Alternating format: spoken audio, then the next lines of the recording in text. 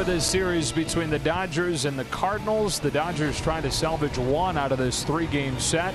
Both teams in the middle of division races right now, with the Cardinals within 2.5 games in the Central. They were left for dead a little more than a month ago, and the hottest team since, while the Dodgers at 3.5 back. That is the largest deficit they've faced since the end of June. Joe Davis or Hershiser, Alana Rizzo joins us in a moment. In the last two games, the attention has gone from the bullpen struggles to the offensive struggles, and it's not been an issue getting them on. It's been once they do. Yeah, hitting with runners in scoring position, striking out too much, too big a swings. You just can't grip it and rip it and try and hit it over the fence. That will happen, but it'll bring you runs sporadically. You need to have a two-strike approach. Go gap to gap. This Dodger offense needs to find a way to score conventional runs, not really just have big flurries of home runs. Tonight, the pitching matchup is a good one. Two of the top young arms in the game, Walker Buehler for the Dodgers and a local guy, Jack Flaherty, for the Cardinals. Yeah, these two guys are really two of the top rookie pitchers going, both right-handed, both flamethrowers. Walker will throw it a lot harder, but when you watch Walker Buehler and you watch Flaherty, you're going to see one that has a good curveball, and then Flaherty has an outstanding slider. That's how they get their strikeouts. And Walker Buehler lately has been fantastic. He absolutely has. You know what? I really am amazed with this young man's poise and intelligence and his ability not to have a hard head and think he knows everything, but learn on the job. He has continued to learn every start. Let's go down to the field now with Alana, brought to you by El Pollo Loco. All right, Joe, thanks very much. It has been a big week for Dodgers closer Kenley Jansen. On Monday, of course, he was cleared by the cardiologist to be able to pitch again for the Los Angeles Dodgers after dealing with that irregular heartbeat. And today, he and his wife, Gianni, welcomed a new son into the world. Kenley tweeting this earlier. Welcome to the world, Kyrian Jeremiah Jansen, born this morning at 8:14 in the morning, 8 pounds, 11 ounces, 19 inches. He is the second son for Kenley and Gianni, and their third child overall. Congratulations to the Jansen family. By the way, he's available to pitch tonight, guys. All right, I heard he came out throwing cutters. Dodgers and Cardinals, final game of this series. Dodgers trying to get back on track. We've got first pitch coming up.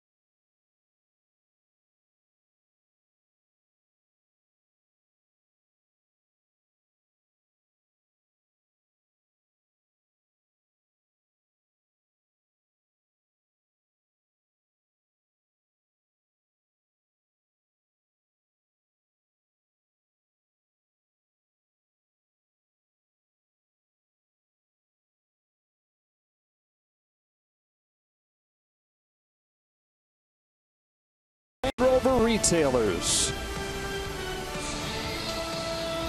And this is Wednesday Night Baseball on Spectrum Sportsnet LA, brought to you by Land Rover as Walker Buehler tries to stem the tide for these Dodgers and avoid their first sweep against St. Louis in 12 years. We'll go back to the Cardinals World Championship season of 2006 to find the last time they swept the Dodgers. Here's the lineup for this series finale for St. Louis, with Matt Carpenter back in there to lead things off, and then the catcher Yadier Molina. Jose Martinez has been one of the top hitters in the National League this year by average. It's Jerko, DeYoung, and Wong in the middle, with Harrison Bader in center and Jairo Munoz in left. Marcelo Zuna's gotten hot but has gone on the disabled list. Walker Buehler, man, he looked good in Seattle last weekend. 1 run over 6 innings. And you see the numbers in his last 4 starts, dominant. He's been dominant. The strikeout pitch is back for him, over a strikeout an inning over those 4 starts, and that's the dominance we saw early on when he joined the rotation and was one of the guys that rescued it. I think the strikeouts are back because the curveball usage is up. And then, does he strike him out with just the curveball? He does, but also with the 4-seam fastball in and out of the zone. The pattern of those 2 pitches has really helped his ability to put hitters away. Facing a Cardinals lineup leading the National League this month, better than 5 runs per game. They hit a lot of home runs. Nobody hits more than this guy. And it's been about the home runs over the first 2 games of this series for them, getting 7 of their 10 runs off the long ball. Cardinals 16-4 this month, best in the National League. Well, the Dodgers have dropped 8 of 11. And start the night 3.5 back of Arizona. Off we go with a fastball down, and it's 1-0 on Carpenter. Came off of the bench last night and struck out. MVP caliber season, but a bit of a rough patch the last week or so. That's a strike, 1-1. You look at Carpenter and you don't see power hitter. I see grinder. I see Jim Rat, the guy who's going to be up there and he's going to be pesky. And now that the power has been added to his game, it's a little different approach facing him as the leadoff hitter. Takes a strike, 1-2. And he said coming into the year that in the previous few seasons he had incorporated a little more of a conscious uppercut into his swing, hunting a little bit more power. He actually went in the other direction this year and tried to flatten the swing out, get back to being a line drive hitter. Buehler spins one inside and it's 2-2. But the result of that has been a league best 34 home runs.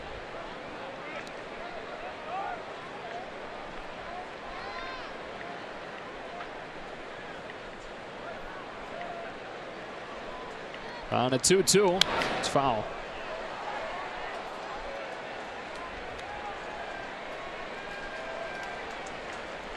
And the Dodgers, we talk about them searching for that good feeling again. Opposite end of that spectrum as far as the vibe, you find the Cardinals. They feel like they can't be beaten right now. On a 2-2 pitch, Matt Carpenter swings and misses at a sharp curve, 1 gone. As advertised, combination of the fastball and the curveball. Closed captioning tonight brought to you by Wiener Schnitzel. Working on that grip with Rick Honeycutt while he was coming back from the disabled list.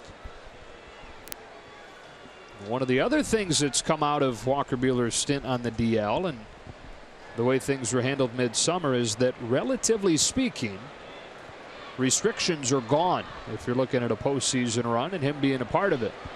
Yadier Molina laid on a fastball, strike 1. That's freeing not only for Rick Honeycutt and Dave Roberts, it's freeing for Walker Buehler, knowing that the reins are off and his complete personality can shine through of what he feels like he is capable of doing. Instead of looking over your shoulder and wondering, okay, I got 18 innings left, you know, I'm going to miss the playoff run, or I'm going to do this. He really can just sell out to everything and not have that extra topic to worry about.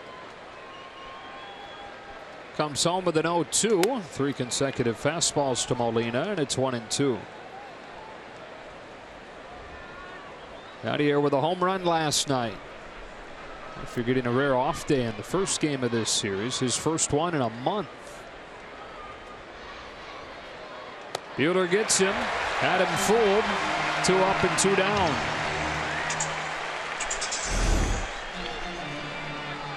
First strikeout on a curveball. That could have been a slower slider or a harder curveball, but he might be at the point now where he understands landing the breaking ball, changing speeds on it is important. So he might be doing that on his own. Here's Martinez with 2 out. He salutes the rookie Buehler.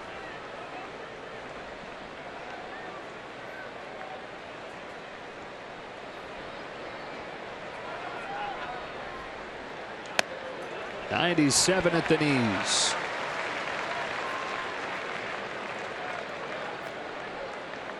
It just makes me smile to see him start down low.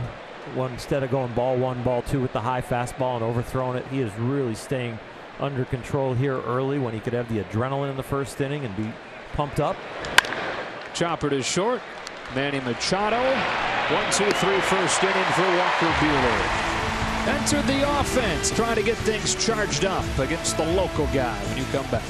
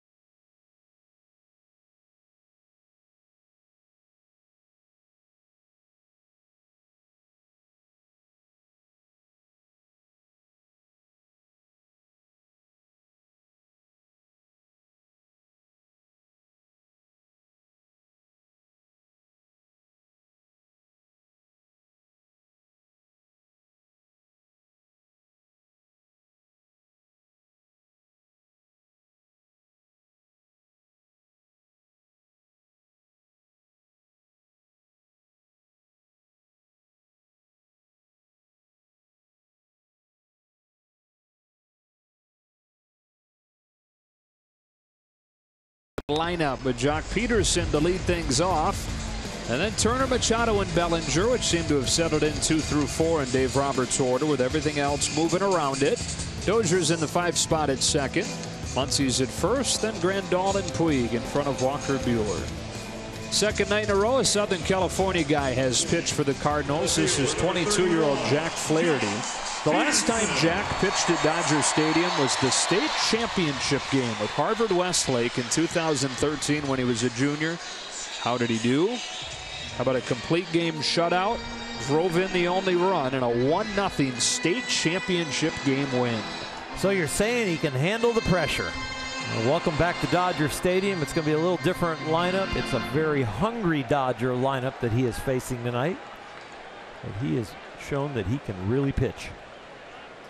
Jock Peterson stands in. Flaherty over the head with a glove and home with the first pitch. A fastball to the corner for a strike. We have 2 of the top 3 rookie pitchers in baseball as far as earned run average facing off tonight. Derek Rodriguez of the Giants is 1. Flaherty's 2. Buehler's 3. 1 ball, 1 strike.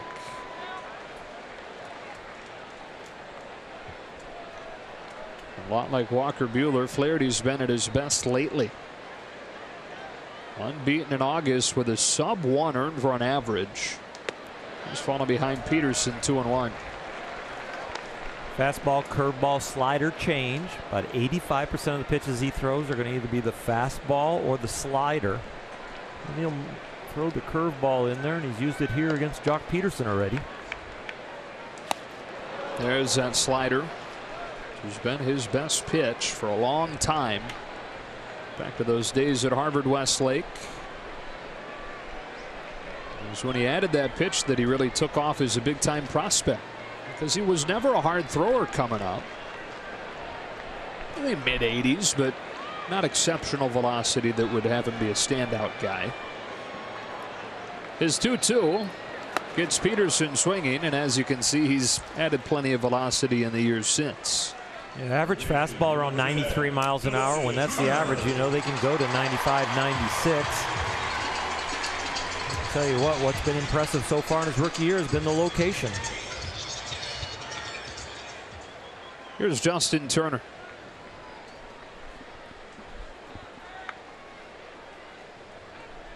What a tough way for that hitting streak to end, with the wonderful play from Colton Wong for the first out of the 9th inning last night. It's been a theme for these Cardinals over the last month, and in this series, a lot of good defense.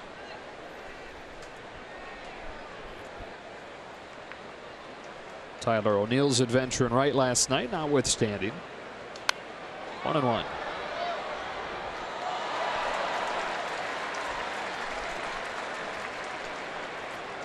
Tyler, who was having trouble picking up balls, and then when he saw him, he wanted to catch everything, no matter who was calling for it. Center fielder Harrison Bader, who a few times almost collided with O'Neill. On a 1-1, Turner swings and misses at that elevated fastball. 1-2.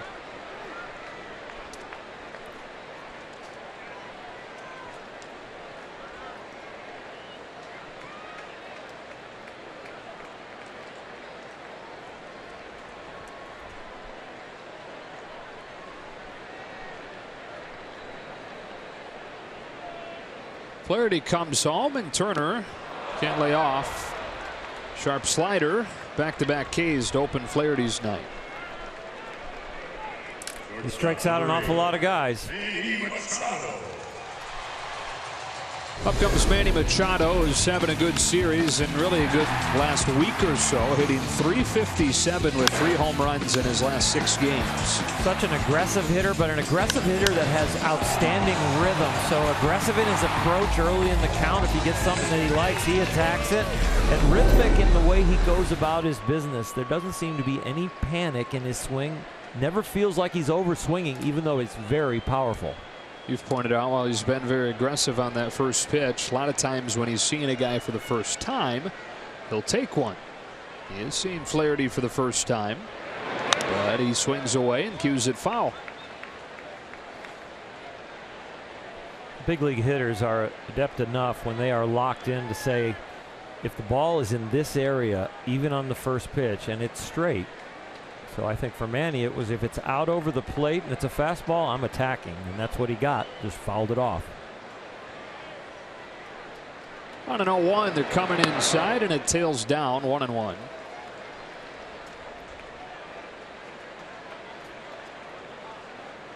Home run last night was his 29th. Split between the Orioles and the Dodgers. One more than Max Muncy for the team lead. 1-2.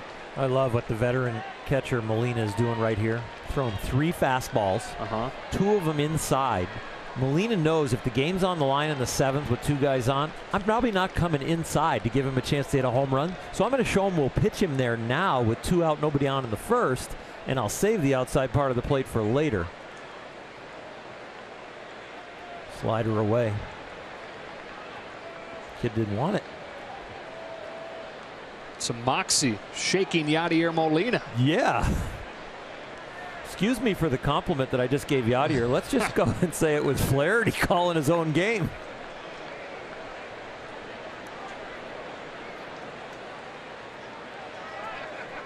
Flaherty looking for a 1-2-3 first inning. He is home with a 1-2. Machado takes it low.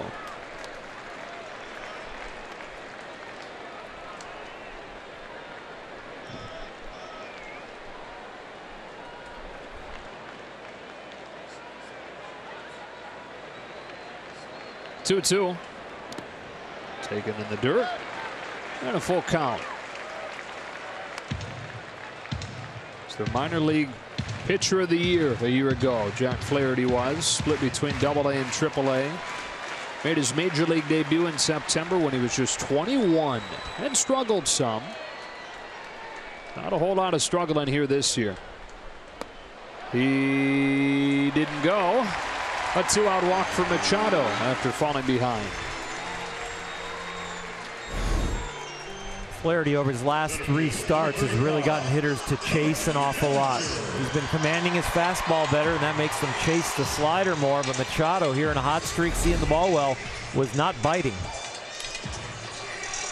Keeps things alive for Cody Bellinger, who's hitting close to 400 here in August.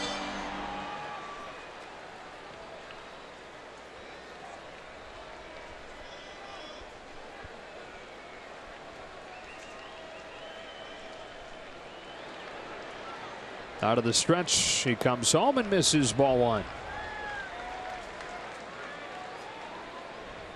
We talked about it off of the top. Getting runners on has not been the issue. Dodgers in this series in the first 2 games, 16 hits and 14 walks, but only 5 runs to show for it. Tries to lay off, but can't. 1-1.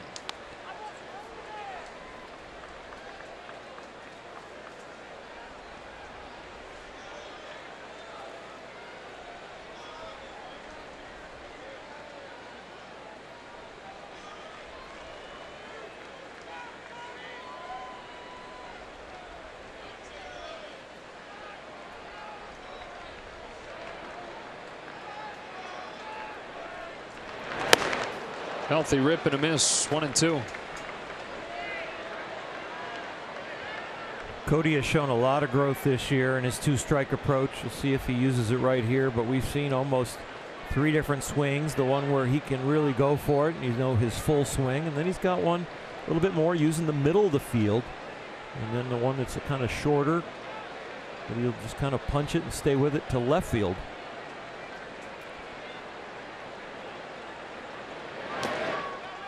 2-2.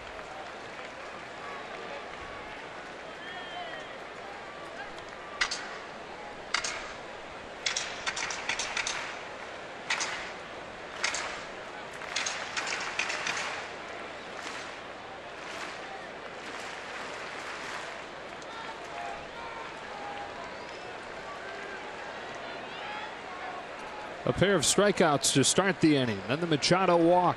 And now Flaherty to Bellinger with a 2-2 after a toss over.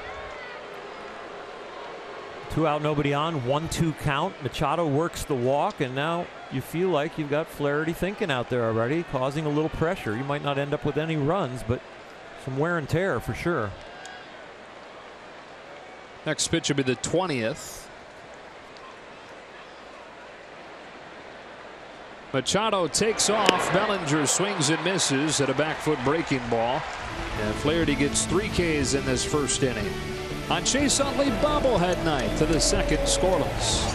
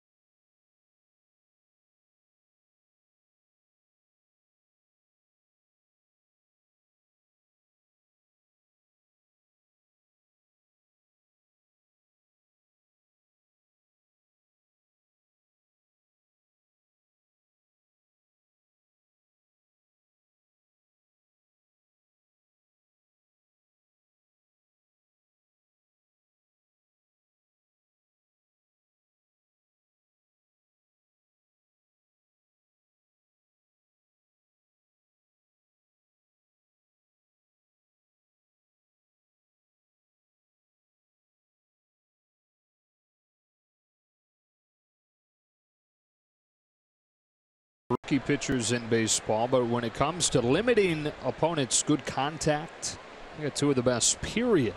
Expected slugging against. They're both top 5 in the National League. Some pretty good names on that list.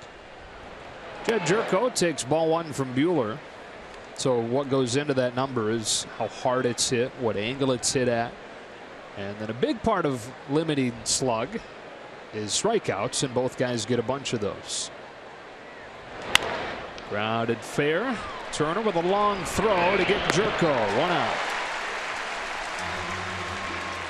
You become an elite prospect with elite stuff. Walker Buehler has that. Flaherty has gained that over the years. Walker's had it for a lot longer time. But you become an elite pitcher when you start locating that stuff and understanding what hitters are trying to do against you and what works the best. And they're both adapting very quickly. Here's the reigning Rookie of the Year runner-up, Paul DeYoung, fouling off the first pitch.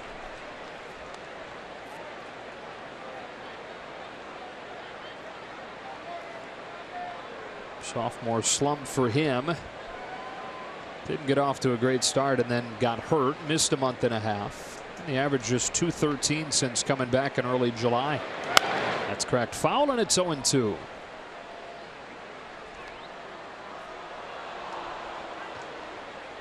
.25 years old, just celebrated a birthday. Cardinals signed him to a long-term contract during spring training before he'd even played a full major league season. So he's under team control through 2025. 1 ball, 2 strikes.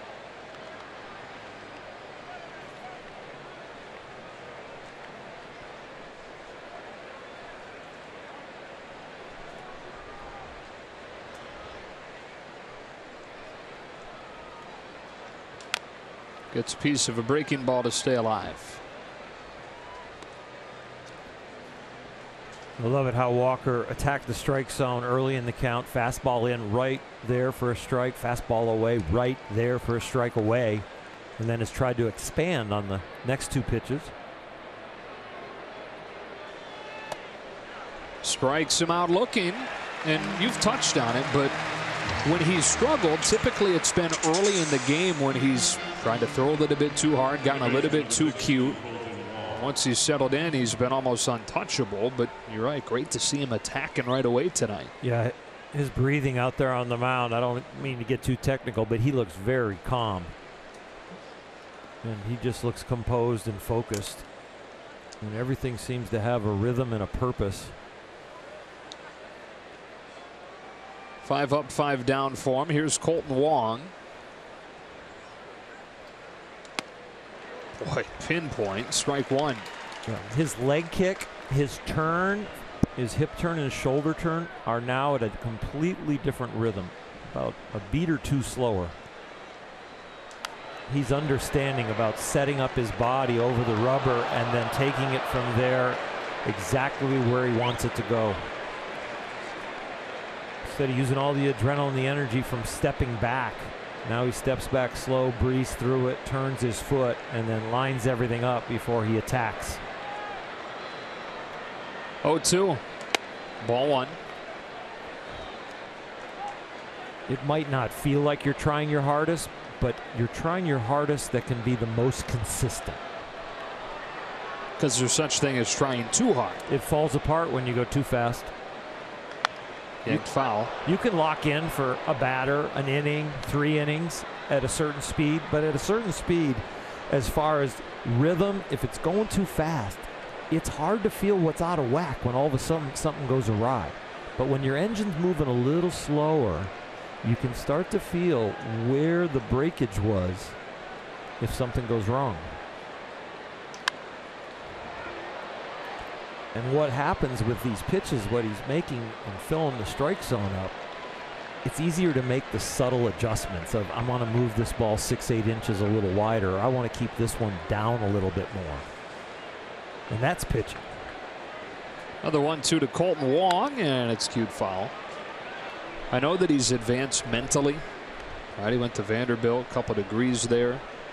But it seems like in listening to you talk that he's also elite when it comes to feeling those subtle changes and what needs to be adjusted within a start. And he's done it in a very quick manner because he's come through with unbelievable tools through the minors through amateur ball. Wow. 97 like a blur by Wong, and 6 up, 6 down for Walker Buehler.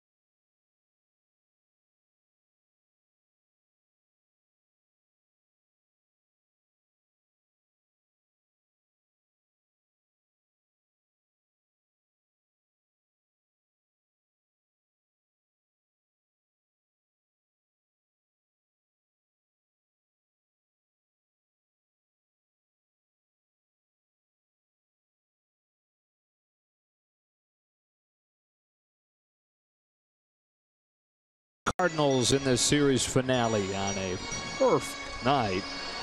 Kind of hot this afternoon, but it's cooled off. The sun is setting, temperature down to the mid-70s as Brian Dozier gets ready to lead off the Dodger half of the second.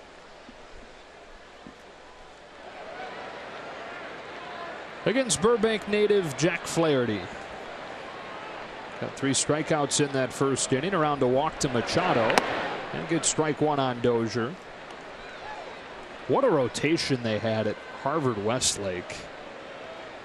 3 first-round draft picks in it.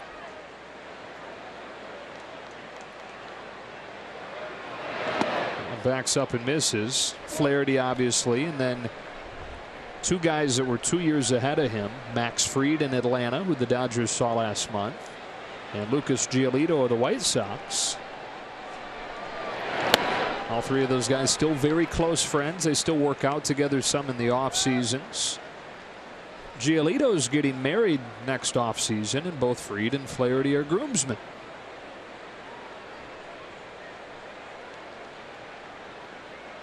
Here he comes to the 1-2, and that's outside ball 2.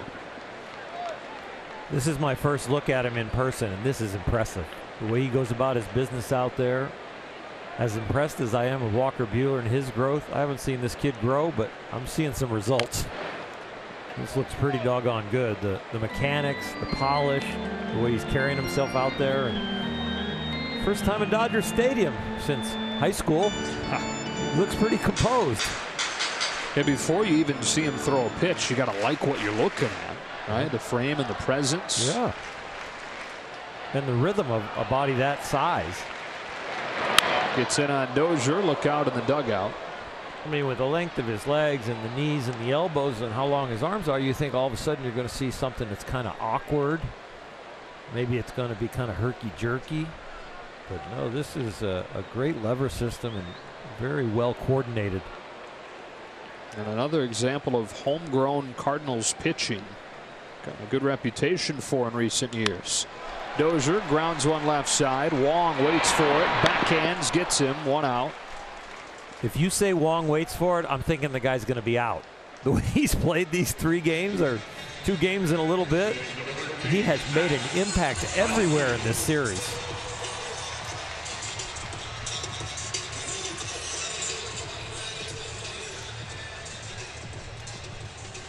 Here's Muncy with one out. So what you're saying is don't hit it to Colton Wong. Hit it to somebody else to pick on. Yes. Wherever he is, go the opposite way. Unless you're going to hit it over his head. That's about the only place you can get it by him. A strike on Muncy. Hear about guys talking about beating the shift. Got to beat Wong. Defense has not slumped, even when the offense hasn't been good. It's been great with the glove. It's a breaking ball for a strike, nothing in 2. Flaherty 3-0 with a sub-1 ERA in his last 3 starts. So what you're seeing is not somebody that all of a sudden has found it tonight. This is going to be a battle.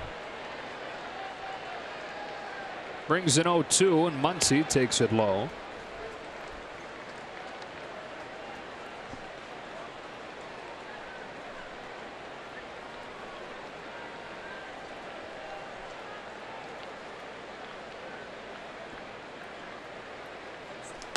Two and 2.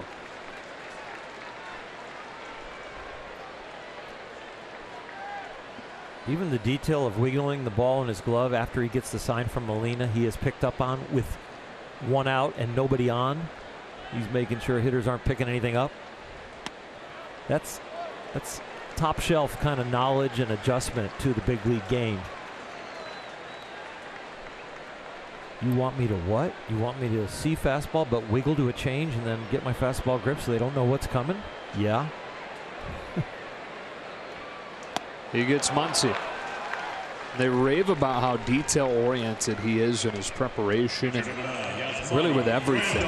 In the last couple of years, Jack Flaherty's been making daily entries into a journal documenting everything. And the way he puts it, he throws in there the good, the bad, the ugly, every day of his life on the personal side and on the pitching side, and leans on those details. He says his memory's not good enough to be able to recall things from too long ago. You get strike 1 on Grandal. So it's no mistake that you're seeing the details so refined. Impressive. Working quickly is 0-1. Misses. 1 ball, 1 strike. Now the Dodger catcher Yasmani Grandal, who had a good night last night, reaching 3 times.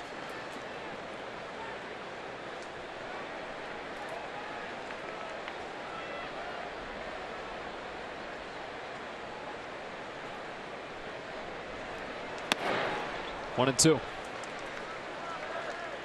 Pitchers as locked in as this, they don't evaluate themselves on did the hitter get a hit or not. They're evaluating themselves on the execution of each pitch. Is it within the plan, and then where do I go from here because of that execution? Breaks his bat. Roller to Carpenter. Flaherty covering. And he's given up 1 walk, nothing else through 2. We go to the 3rd. A couple of rookies dueling tonight. No score.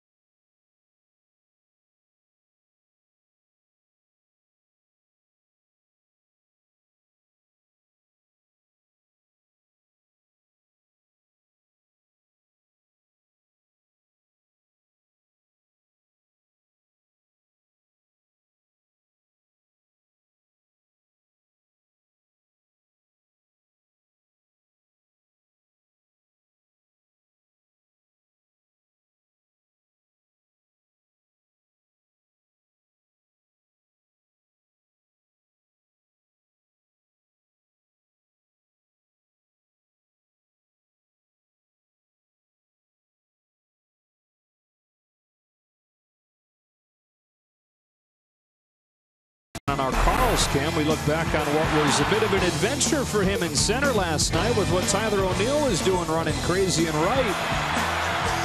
Bader can catch everything. He's got tremendous range. He's the captain of that outfield, but O'Neill and he had a tough time. Communication is paramount up there, especially out there at center field when you're looking up at the sky and you could run into your partner. And Tyler O'Neill's not a small dude, so any kind of collision would not have been good. Able to avoid it though. Bader stands in and takes ball one from Walker Buehler. He's retired the first 6. He's got 4 Ks. Now we're seeing quite a show from these 2 rookie pitchers so far tonight, aren't we? I'm impressed. I mean, this is a lot of fun for me as an ex-pitcher to watch these guys at such a young age. You got a 24-year-old and a 22-year-old that look like they are 6- and 7-year veterans. This could be a battle we see for a long time to come. Falling behind Bader 3-0. Both guys facing this particular opponent for the first time. 24-year-old out of Lexington, Kentucky. Kentucky Slim gets a strike on the inside corner, 3-1.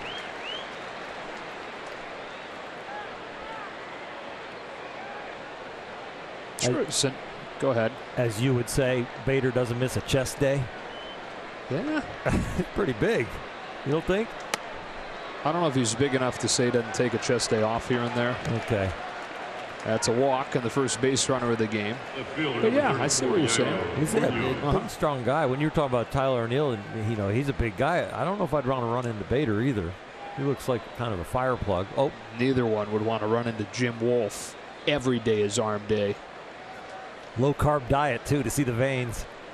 That is for sure. Keto. No score, 3rd inning. First at bat of this series for Jairo Munoz. Came off of the DL today with Marcell Ozuna getting placed on it. Dodgers catching a bit of a break in that regard. Ozuna was swinging a really hot bat for St. Louis.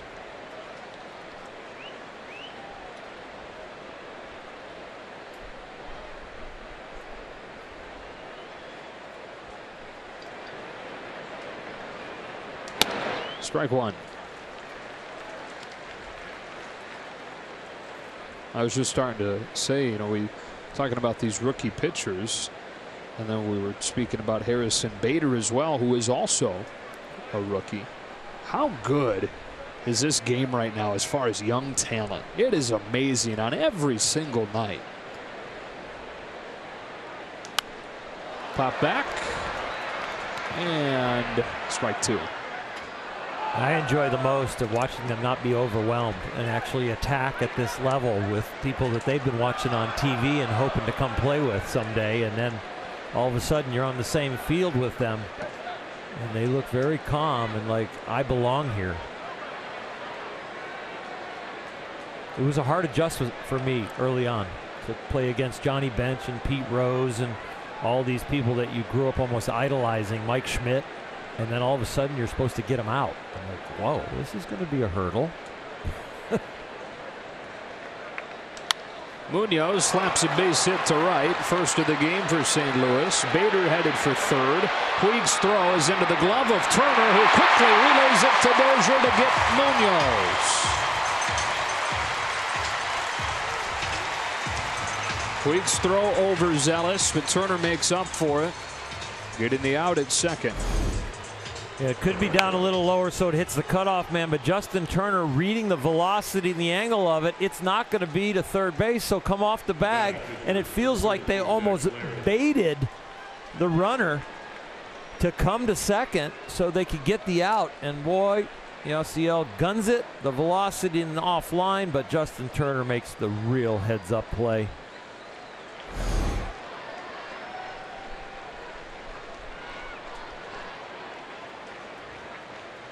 That's a big first out for Buehler, with the pitcher Flaherty up there, stroking one down the line, foul.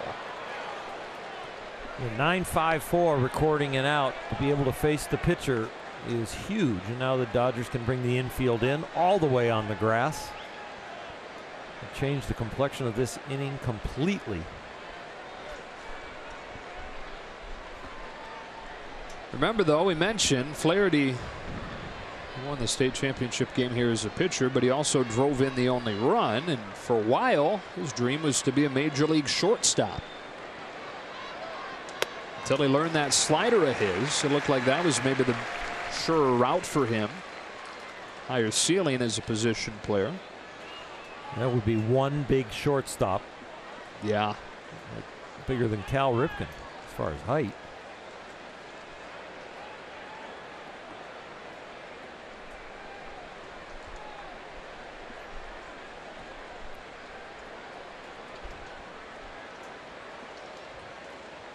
Bader at third with one out. That one's high and it's 1-2.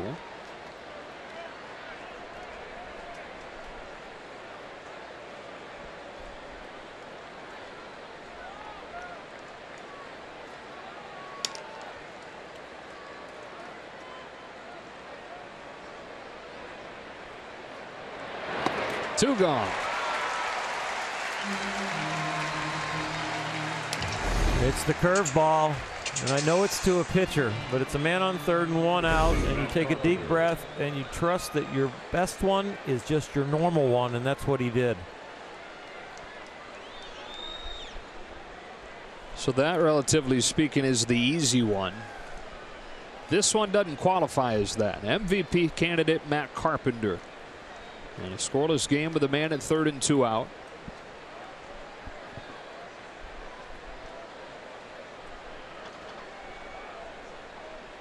Carpenter's first time up there. Buehler got him with a curveball. This time starts him with a fastball for strike one.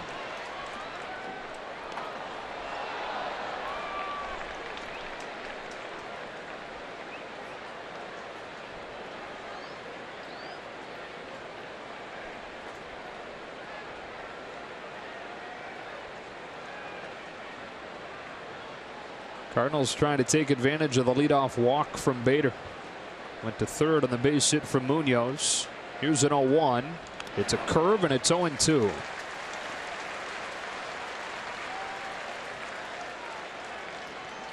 Munoz really wearing it.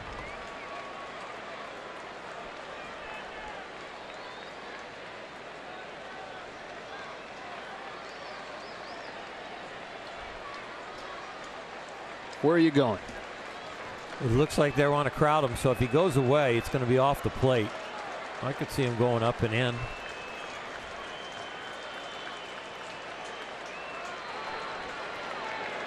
That's what they did. 1-2. I like the fact that they're establishing the inside, and the first two pitches when they went in there were absolutely perfect. Fastball right on the corner.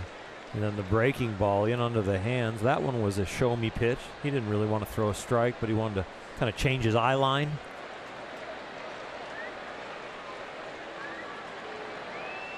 I have no idea. I didn't have that signal. There's a fastball, took off on him, 2-2. I guess it's fastball away with the index finger. I just used the pinky for the fastball away. I didn't use the index finger and the pinky at the same time. Horns for me was a pickoff play. I think that was a show me pitch too. I think you might see the breaking ball, either the slider or the curveball down under the hands. Nope, going back away. They're missing. Full count. He'd be out if they'd have thrown the pitch I was thinking. Just kidding. That pitch right there. Bulldog. No, I'm putting my game face on him. Just, you know, that pitch right there, he's locked him up. I don't think Carpenter was going to offer, even if it was on the corner, because he didn't really kind of sniff at it. How you getting him out here? I think Carpenter's thinking along with me. That's why he didn't look like he was really sniffing that pitch away and would have been locked up with a strike. So I think Carpenter's kind of thinking a little bit more inner half. Walker's comfortable with the fastball blowing him up inside. Trusting it. And it works. Little bit of tailing action back to that inside corner to strand a man at third.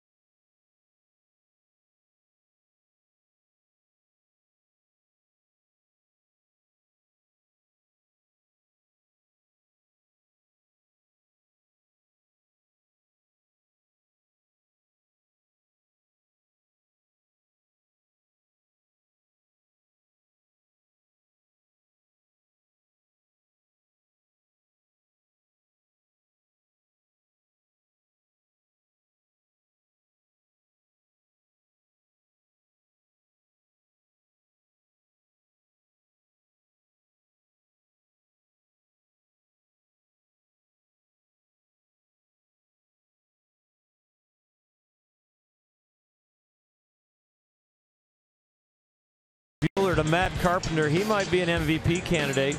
Walker Buehler might be a Rookie of the Year pitcher candidate. And boy, did he make some exceptional pitches on the edges to Matt.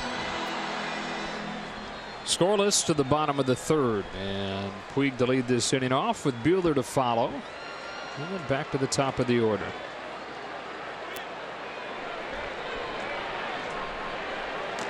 Jack Flaherty's first pitch of the third is hit foul.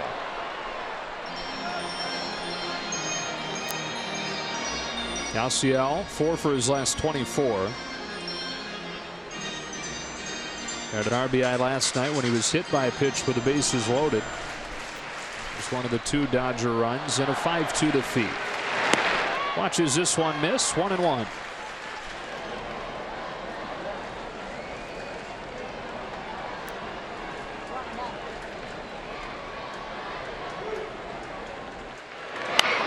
Pop up.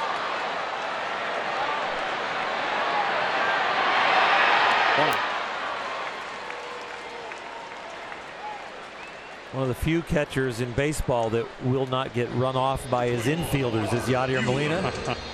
When the ball goes up, they say, let the sure man get it. The sure man's wearing a mask. Out of Puerto Rico. Started catching when he was 5 years old. Of course, 2 older brothers that were big league catchers as well. Strike 1 on Buehler. One of 3 Molina brothers that not just caught in the majors but have a World Series ring. Benji with the Angels. Jose with the Angels and with the Yankees. Grew up in a 2-bedroom house. Parents in 1 bedroom and the 3 Molina brothers in the other. Big brothers, and Dad taught Yadier the game in a park across the street from their house.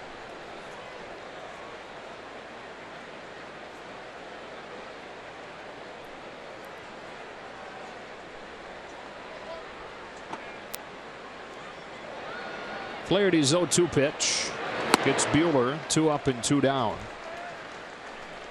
You know, Yadier's father is actually a Hall of Famer in Puerto Rico.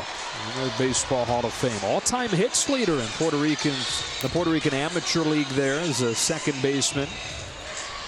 Taught him the game, was very involved in youth baseball in their hometown. But tragically, he passed away of a heart attack a decade ago while he was working at the youth field that he had helped build.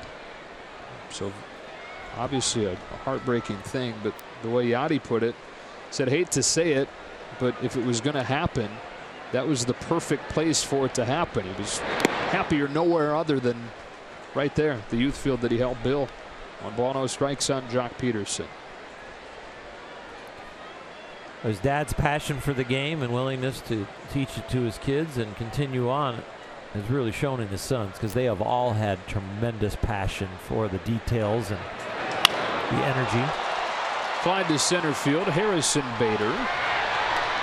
1-2-3 third for Flaherty. No score to the middle innings at Dodger Stadium.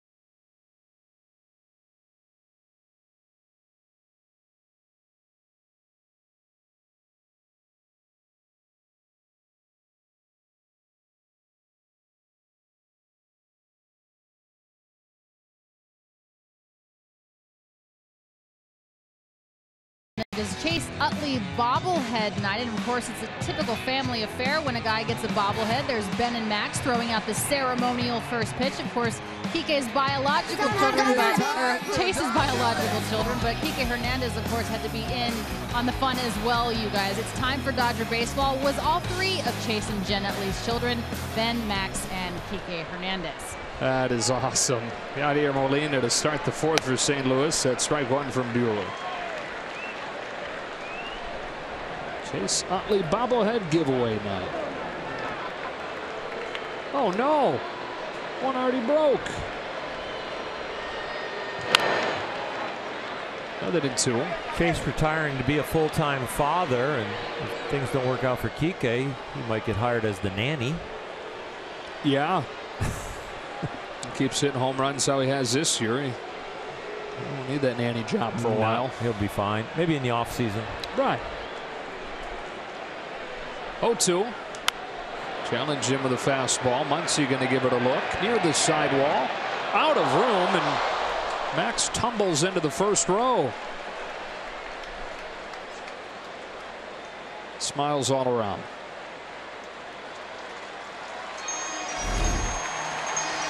Hello, what's your name? Oh my. Today it's Max. Yesterday it was Maxie, according to the lineup card. The gentleman in the nice blue shirt here. Watch out with Max's. Oh, he got a spike to the side. A nice Dodger print shirt.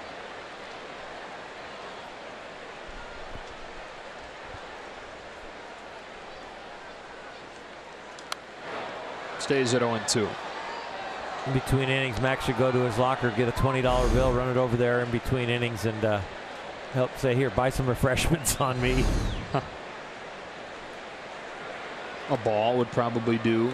Yeah, that would definitely, that'd be better than the 20. Another 0-2 pitch, and Molina cracks it foul again.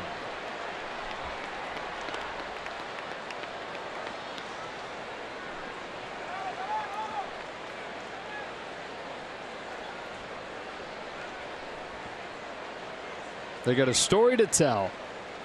He's a big time fan. Look, check those shirts out. One's like a baseball motif. The other one's Dodgers. Going to the game tonight. Get my game shirt. Those are sweet. Could be father and son. Could be. Somehow gets his bat on that, just kind of throwing it in the direction of the pitch, and Puig runs under it for out number one.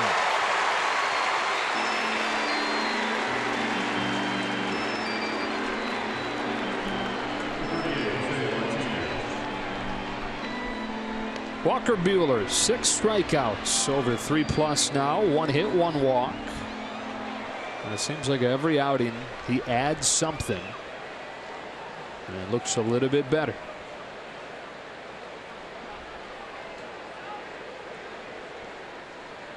One of the hottest Cardinals right here, Jose Martinez. Breaks it off for a strike.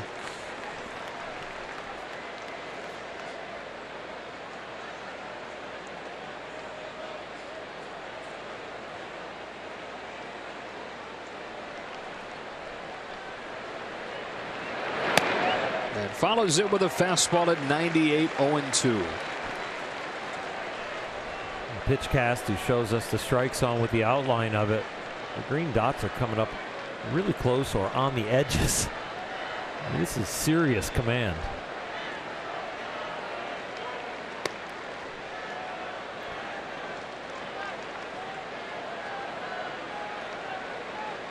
It's a relatively new metric, at least in the mainstream, edge percentage. Breaks down how frequently pitchers hit the edges of the zone. Martinez rolls one, stopped by a diving Dozier. 2 out. Colton Wong-Hoo, watch this. We've got a couple amazing second basemen in this series. Brian Dozier showing off his range and ability to capture the ball while stretched out. Oh boy, he has shown it to his right and now shown it to his left. Very nice. Man, it often doesn't look like Dozier's going to get there, and sometimes doesn't it look like he's mistimed his jump, like it's too early, but he always seems to extend with just enough. Jed Jerko, bottom of the zone, strike 1. He's not afraid to sacrifice his body. When he gets laying out, it's not like, oh, here comes the ground. He's continuing to stretch for the ball, not worrying about the ground.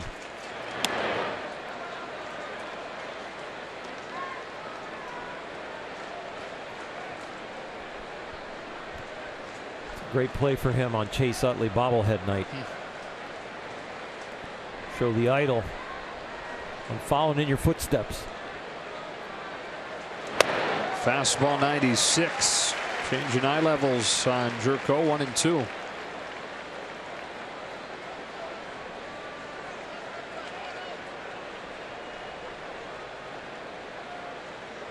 No score in the 4th. Buehler looking for a 1-2-3 inning. With a curveball, it's swatted up the middle. Dozier unable to get the short hop. A play he should have made. Not an easy play, but one that he should have made. Extends the inning.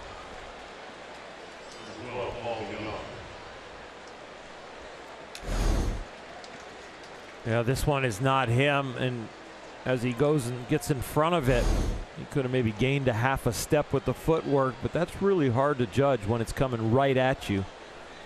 From his normal second base position, or the conventional one, probably would have had it because he'd have had an angle, but that being right at you, you got to judge that hop. But you're right, Joe, he should have had it. Kind of evens out, takes one away and maybe gives one back here Brings up the Young with 2 out. He fouls off the first one.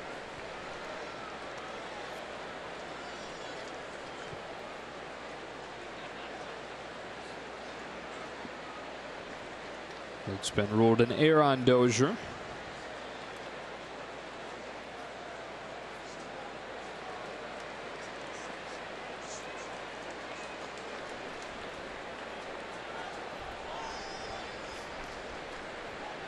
But actually they are saying hit.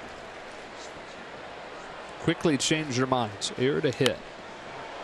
Either way, minor blemish. Machado to finish the inning. To the bottom of the 4th. Dodgers and Cardinals scoreless.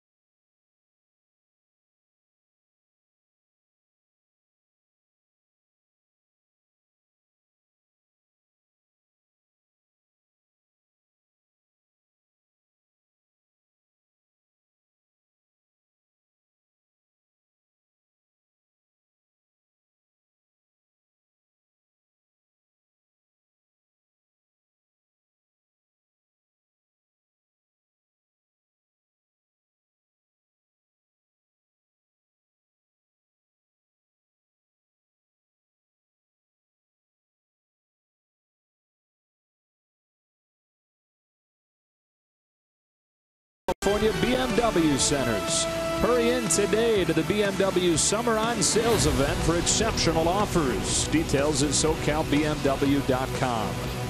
And by Jack in the Box. Try something different like Jack's Teriyaki Bowls. Only at Jack in the Box for a limited time. Dodgers still looking for their first hit of the night against Jack Flaherty, who gets strike 1 on Justin Turner. He struck out 5. He's walked 1 through 3 scoreless innings. Turner was one of those strikeout victims. Across the lineup, strikeouts have been part of the concern lately. In fact, since the All-Star break, Oral, the Dodgers strike out more than any team in the National League per game, just under 10 per game. It's been even more than that in this series so far. It's not that the philosophy hasn't been preached. It's just that they haven't been able to execute it and finding that 2-strike approach. And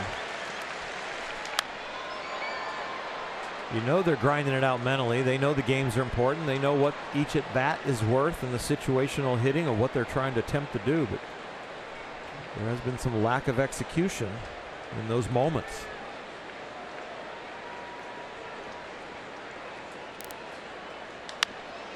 Fly to center field for Bader. 1 away in the 4th.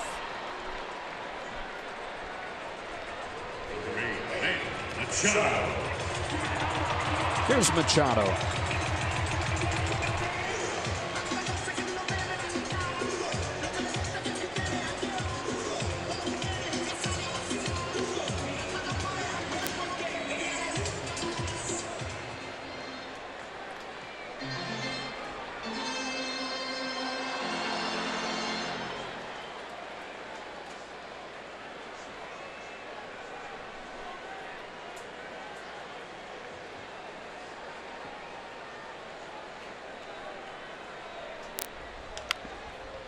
Strike one.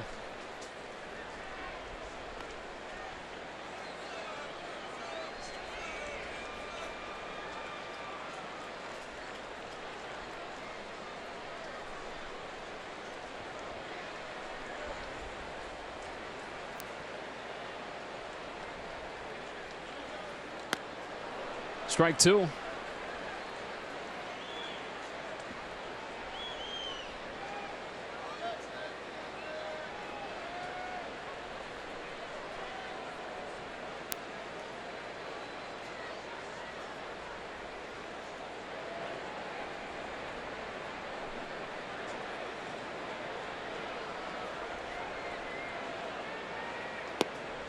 Took a slider, 1 ball and 2 strikes. I guess I'm a little bit more old school, but what I love about these two young pitchers is they are old school. They take their glove in their hand over their head. They've used a full windup. They leverage the ball down the hill. So many of the young pitchers now are eliminating movements to kind of be more precise, but these guys are finding ways to be precise with all the conventional movements and using linear momentum to throw the ball and to help them throw the ball. In this case, right by Machado for his 6th K. And the tall socks help the old school look too. Yep. They've got the full step back. They're not kind of side saddle on the rubber and cutting back on any rocking motion, but they're both keeping their head still, getting their balance, using a full leg kick and a full hip turn and shoulder turn, and then coming down the hill at you. And the reason the pitches are so late and sharp is because they're closer to home plate. They're letting go of that ball right down by foot strike. Bellinger with 2 out, leaves it up, ball 1. And so what you're seeing with Flaherty is, the velocity's good, but the perceived velocity, because of that extension and the way he comes down the hill, elite. Yep. Every foot is a 3-mile-an-hour reaction time. So if he's a foot closer to the plate, 94 is 97.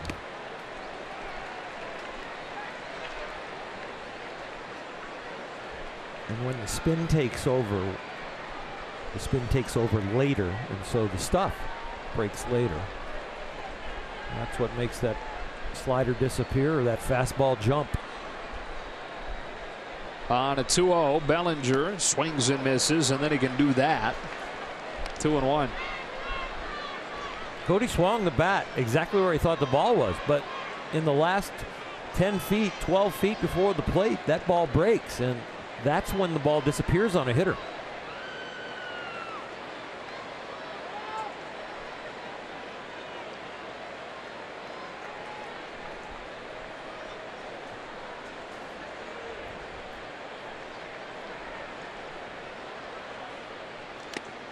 Two and two. More than half of the outs in this game have been on strikeouts. Flaherty carving through the Dodgers like butter, and Buehler doing the same to the Cardinals.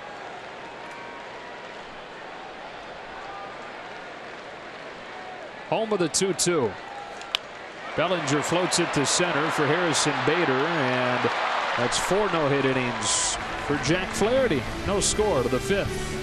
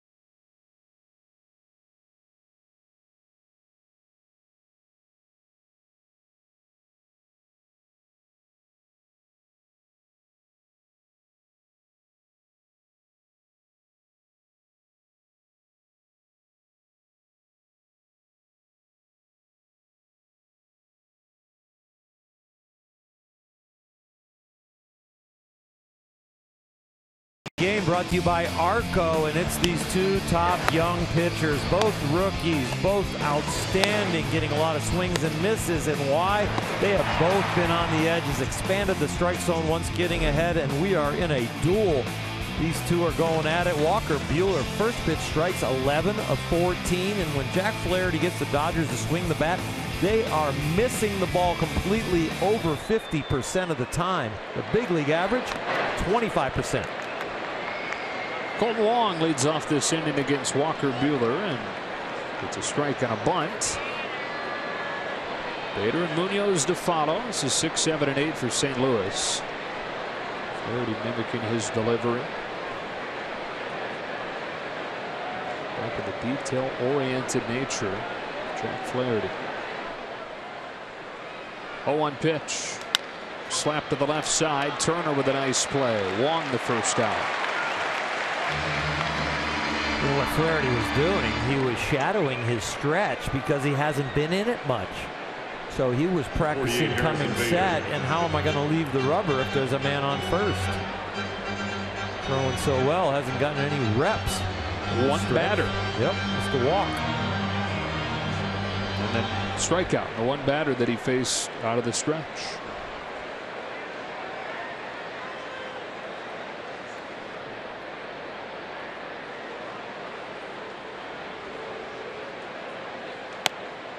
Strike one on Harrison Bader, and Dieter Rule giving the Star Wars Darth Vader for Bader.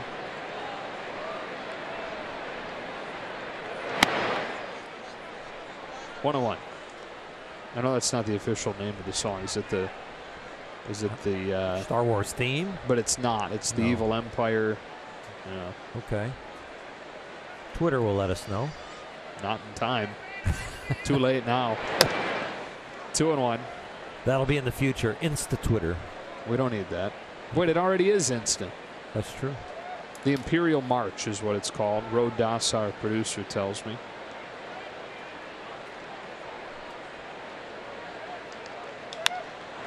Line drive center field. Bellinger's there. 2 up and 2 down in the 5th. MLB.tv is now available at a lower price for $49.99. Watch every out-of-market regular season game, plus get a free subscription to MLB at Bat Premium. Blackout and other restrictions apply. Visit MLB.tv to take advantage of this special offer.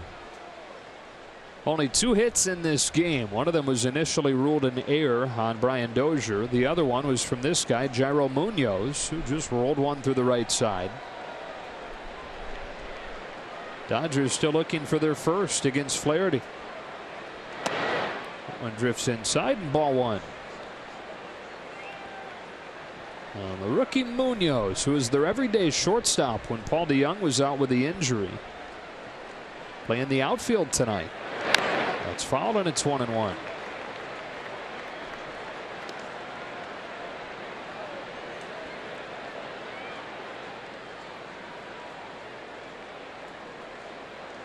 Originally an Oakland farmhand, he was part of the return to St. Louis when they dealt Stephen Piscotty to the A's. It was a good gesture to Stephen and his family, with his mom at that point battling ALS. Sharply hit. Turner right in front of him. And on 9 pitches, a 1-2-3-5 for Walker Buehler. Halfway home, and a dandy between the Dodgers and the Cardinals.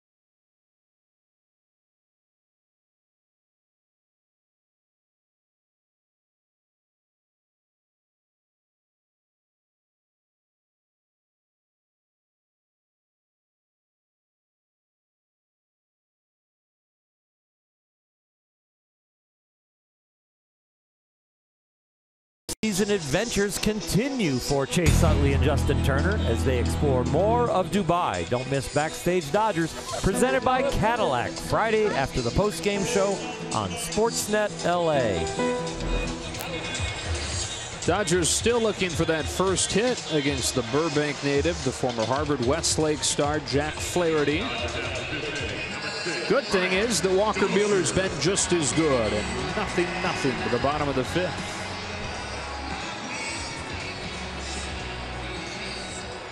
Here's Dozier to lead it off. And this is not totally foreign territory for Jack Flaherty, who took a no-hitter into the 7th inning earlier this year against Milwaukee. Struck out 13 Brewers. Like Buehler, getting better all the time. Pours in a strike, 0-1. Sticking to his normal routine as far as breaking down the pitch selection. About 85% fastball slider, mixing in the curve but not landing it, and only thrown the changeup once.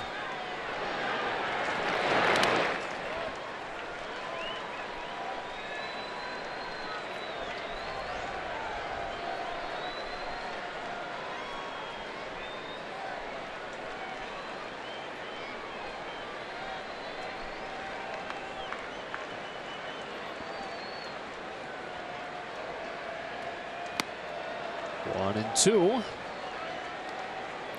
Completely different game for the Dodger offense here in Game 3 of this series. The first two losses, they had a lot of opportunities.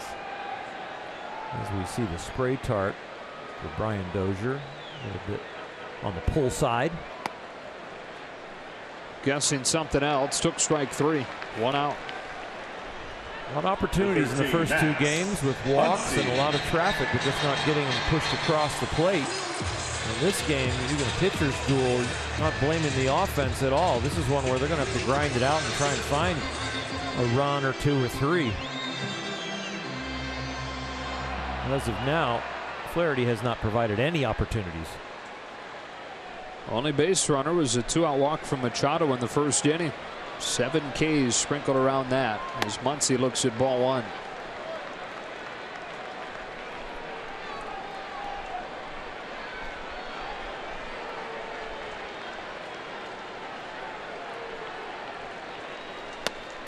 Two and 0.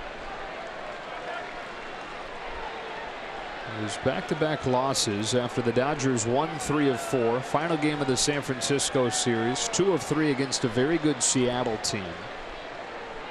That's low and it's ball 3. I mean, taking 2 of 3 in pretty dominant fashion from a postseason contender in Seattle, Dodgers are only 3 days removed from that. But it seems like the context of the division, rightfully, is making things seem in a pretty tough spot right now. Sitting 3.5 back for the first time since June. It's a strike 3 and 1. Arizona currently has a 3-0 lead in the 6th inning. And so, I mean, 2-game losing streaks happen all the time. It's just it's getting late at this point with 35 left. 3 and 2. No matter how it turns out, I think this is going down to the wire. The last 3 games in San Francisco, the last series went into that against Arizona. It's going to be a grind and a lot of fun, but boy, it's going to be some huge games. Once he protects, we'll do the 3-2 again. Rockies already won tonight. 6-2 final against San Diego. The key for all those series against the Rockies and against the Diamondbacks is to be within striking distance when the series starts. So whatever the deficit is to that team, you want to have enough games to cover it in that series. Payoff. Ground ball foul.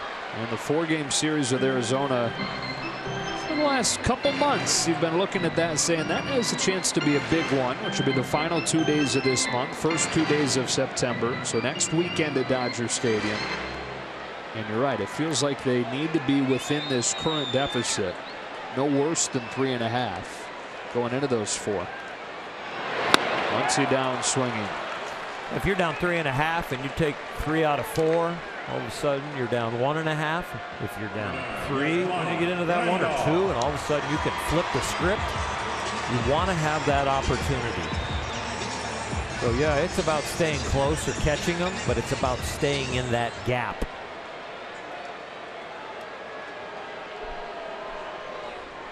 Eight Ks now for Flaherty as Grandal stands in a scoreless game in the fifth. Here it comes.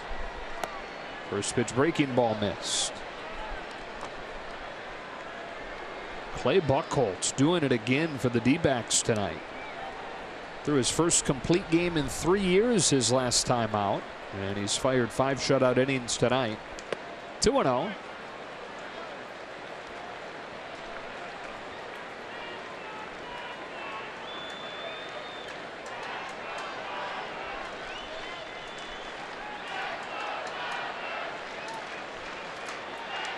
Ball 3.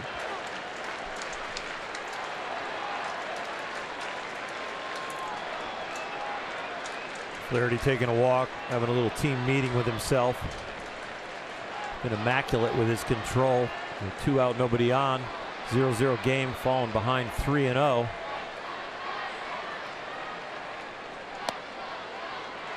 Got a strike, 3-1.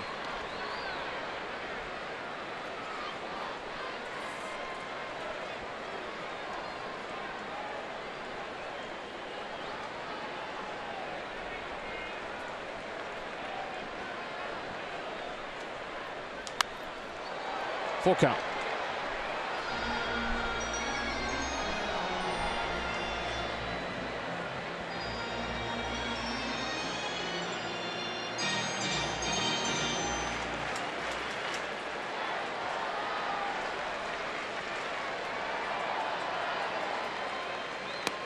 That one breaks inside, and Grandal has earned a 2-out walk. First base runner for the Dodgers since the first inning, snapping a string of 12 in a row, retired. And here's Puig. Maybe it was an omen when Flaherty was in between innings, working on his stretch in the dugout. He was anticipating somebody getting on and getting ready for it, but I don't think he wanted to do it with a 2-out, nobody on walk. Self-fulfilling prophecy.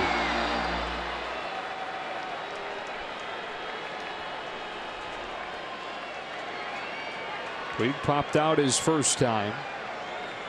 The 2 gone in the fifth. Swings at the first pitch, and it's foul. Oh, he didn't like how that one tastes. The foul ball got a piece of Molina, and Puig got a taste of his bat.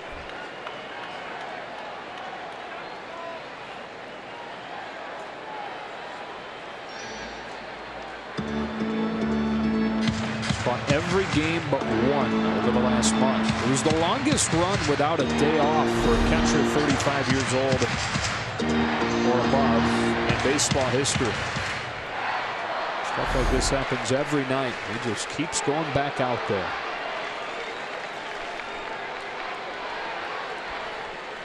Grandal at first, 2 out. Flaherty to Puig with an 0-1, and Yasiel fouls it, strike 2.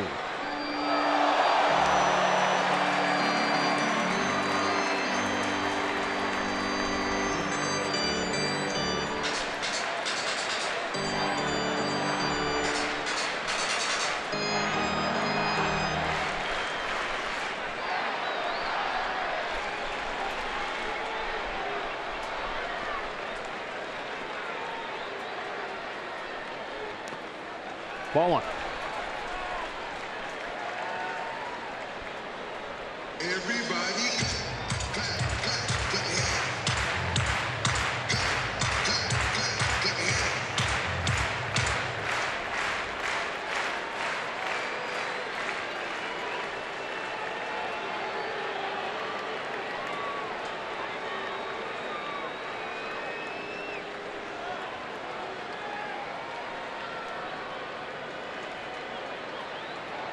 The 1-2. Got a piece to stay alive.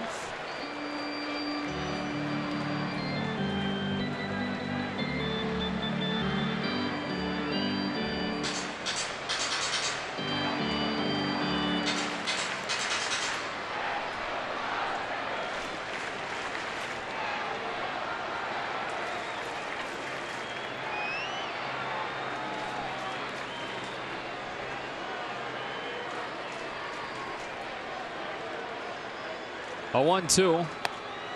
Just off of the plate, and the count evens up.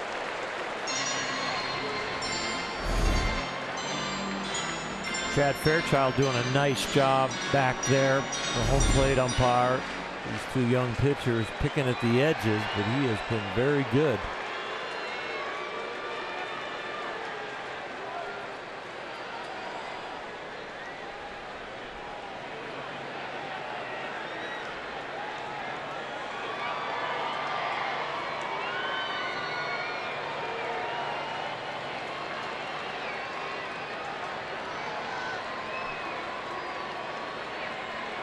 Grandal at first after the 2-out walk, and a 2-2 to Puig that he takes low and away. And then that's as much as you're ever going to see a guy do on a take. Full count. In a scoreless game, Grandal will get a head start from first. This crowd urging Puig and the Dodgers to give them something.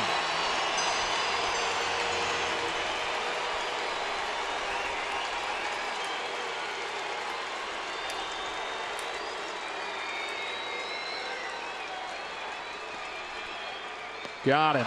He chased. The inning is over. That's 5 no-hit innings with 9 Ks for Jack Flaherty. It'll be okay.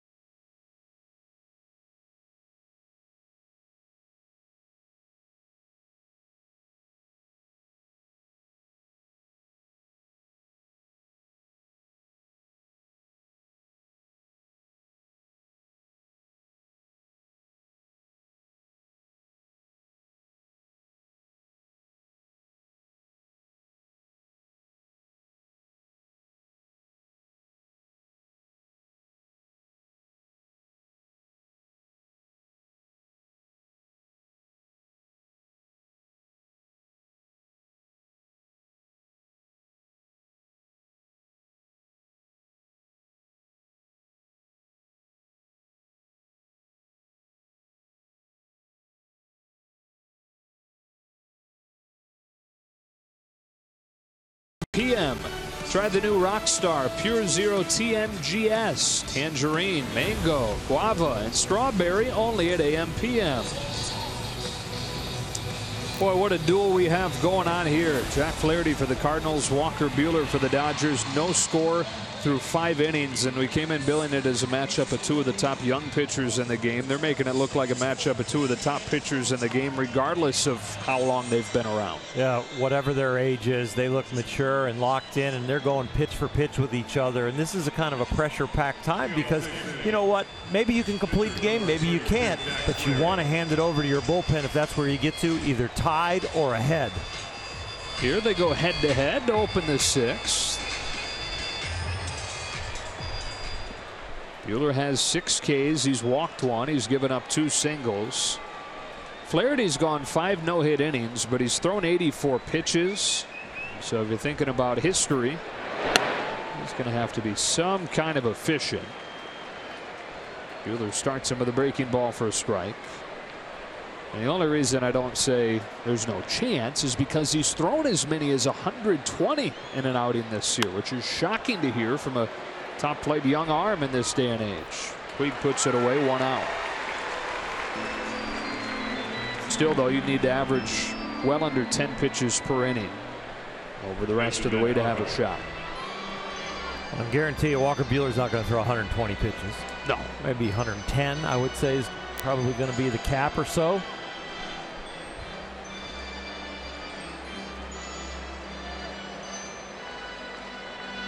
Decently well-rested bullpen tonight. Kenta Maeda available, and it also helps you have the off day coming tomorrow. Back to the top, third time through, Matt Carpenter, ball one.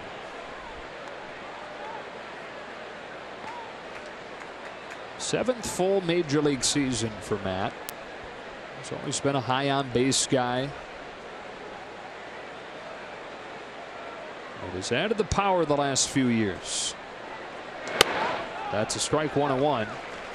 So 2014, he led the National League in walks, but he only hit 8 home runs. His slugging was below league average.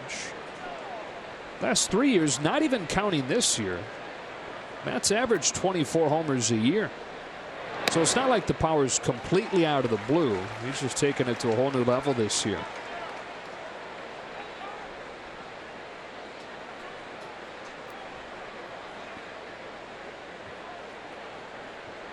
No batting gloves guy. It's always been the case for him. He says he prefers the feel of swinging it barehanded. Chases here as that one tails away at 90.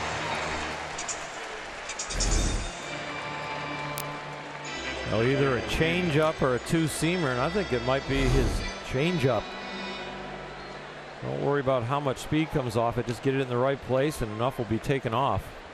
Like Zach Greinke's outstanding changeup in his prime. Significant there from Buehler because he's almost completely deserted that pitch since slowing the curve down a little bit. That's ball one on Molina.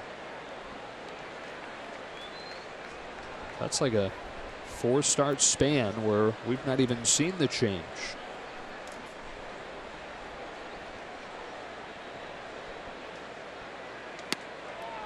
Two and 0.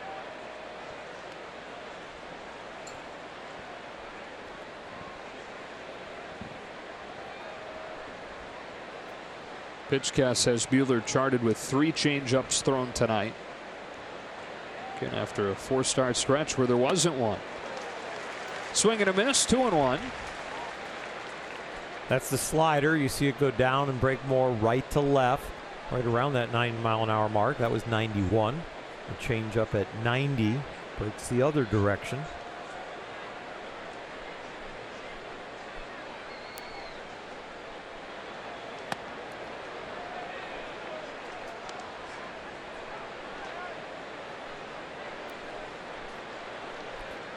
Might get an ambush swing here. 3-1. Veteran hitter that knows how to turn a ball around. He might cheat on it with 2 out, nobody on. Took a big rip. Fouled back. You saw the early leg kick. He got his front foot up in the air prior to Walker even coming at him. So he got the full load and said, I'm going to start the bat. And if you throw it near the plate, I'm going to try and hit it.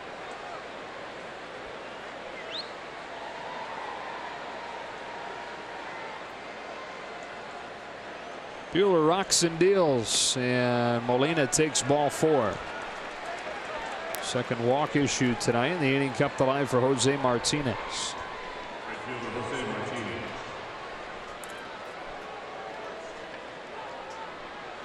We've seen these 2-out walks with the young pitchers, but they're in a toe-to-toe battle, 0-0 game, and with 2 out, nobody on, they know the hitters are going to be cheating to just go for the home run.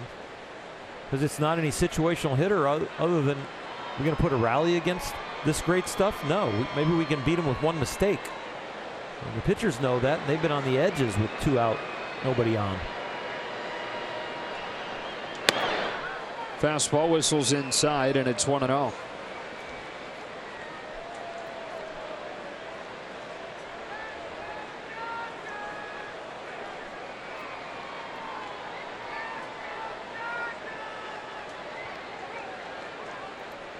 Martinez hitting close to 400 this month.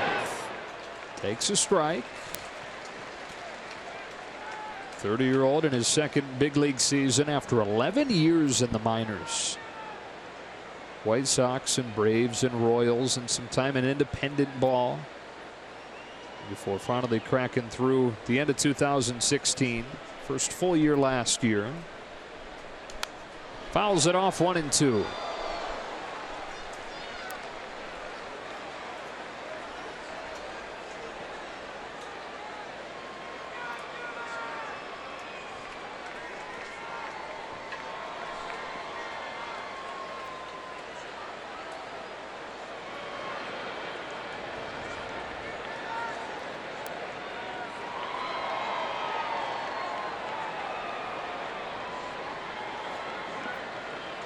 Runner at first, 2 gone, and a 1-2 pitch from Walker Buehler.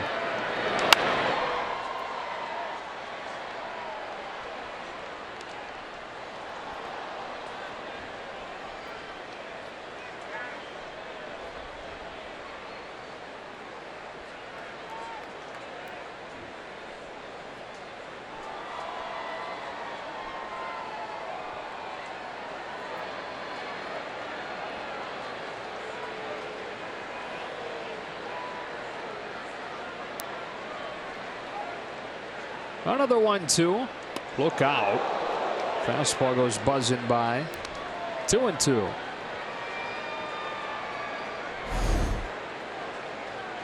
This pitch might put a little hesitation into a right-handed hitter about jumping out over the outside part of the plate, trying to reach a slider. It's a big adjustment for him to be able to stay on a slider low and away. That's what he threw. Did he go? No.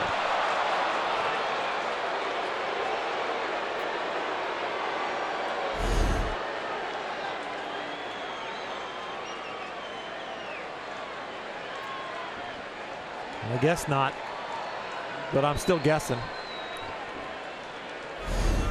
One of those gray areas. Looks like Martinez, though, did hold off. They went 3-2, breaking ball to Molina, walked him. Just had a check swing on a slider. You can go fastball low and away or slider low and away. There goes Molina. Fastball. Got him. Bottom of the zone. Outside corner. Walker Buehler with 6 shutout innings when the Dodgers need him most.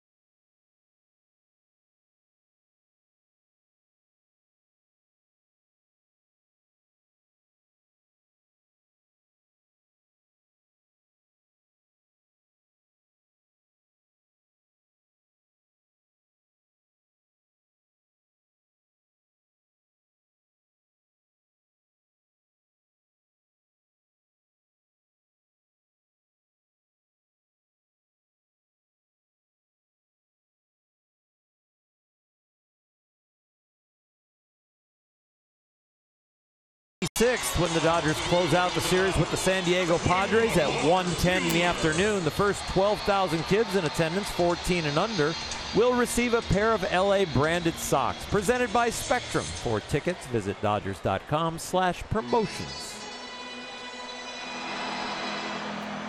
Jack Flaherty, no hits allowed through 5 innings. No score. Walker Buehler's been just as good. 6 shutout innings tonight, and he leads off this inning for the Dodgers. Flaherty's first one is in there for a strike. That's his 85th pitch.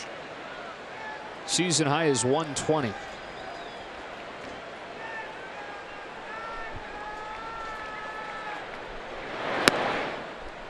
One and one. As far as Buehler goes, he's thrown 89, so another inning left in there. Season high for Walker's 105. 1 ball and 2 strikes.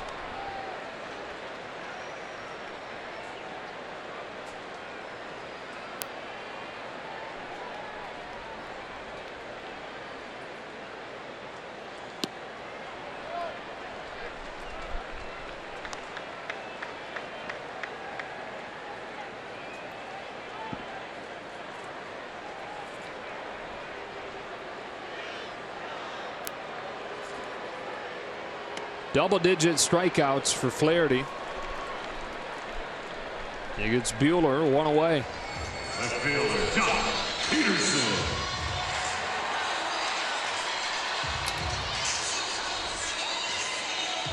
Now let's see if the third time through the order can produce any different results. Jock Peterson strides up there 0 for 2. And a 1 for his last 25.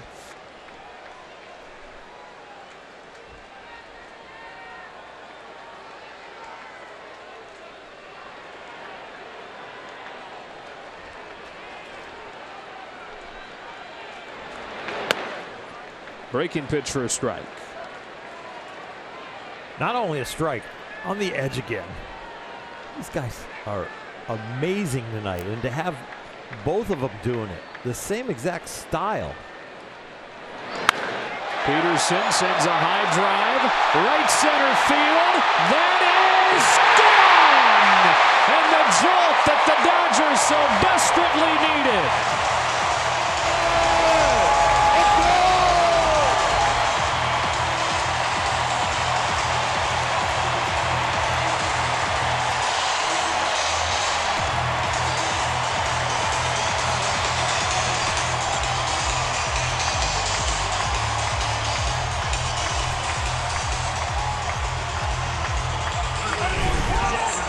Now for a Morongo slow-mo cam, and it was a mistake. A slider that hung right in the middle. Jack Flaherty, after this picturesque swing by Jock Peterson, just dropped his head in disgust at the mistake. And it could be that one mistake is just enough. No hitter gone, shutout gone with one swing of the bat. The Dodgers lead at 1-0. Talking edges, but that was center cut slider at 82, and Jock stayed right on it. It's Turner now. Flaherty back home with an 0-1. Strike 2. Everybody loosening. It's like a yoga class down there. Or jazzercise.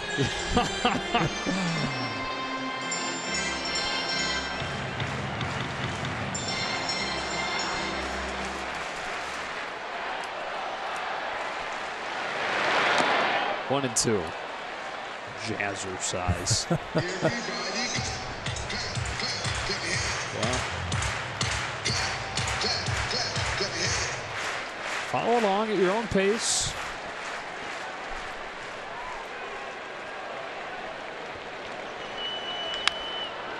Chopped wide of the bag.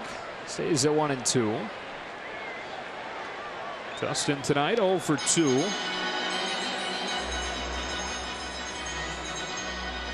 0 for his last 9 after a stretch where he reached in 11 of 12 plate appearances. Peterson's 19th home run of the year has broken the scoreless tie in this pitcher's duel. It's 2-2 on Turner.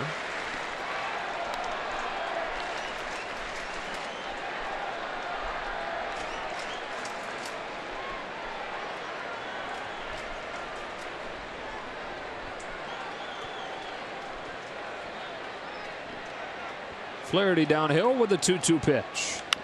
Turner lifts one to left. Playable for Munoz. The Rockies already won tonight, 6-2 over San Diego. Rockies have won 9 of 11 now. Diamondbacks leading 3-0 in the 7th inning against the Angels.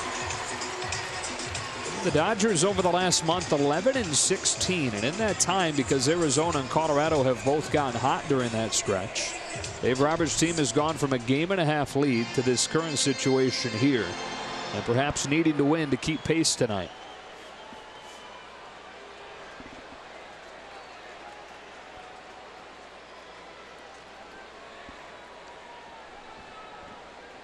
With 2 outs, it's Machado taking ball 1.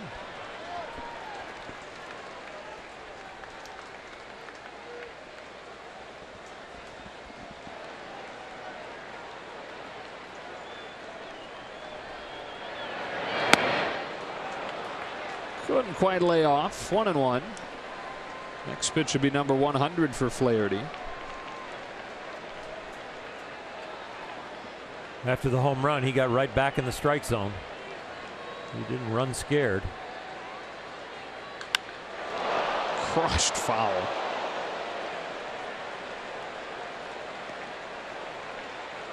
That means Manny was on it, but it also means that Flaherty and Molina did exactly what they wanted. They kept the ball so far inside that it was going to be hard to hit fair.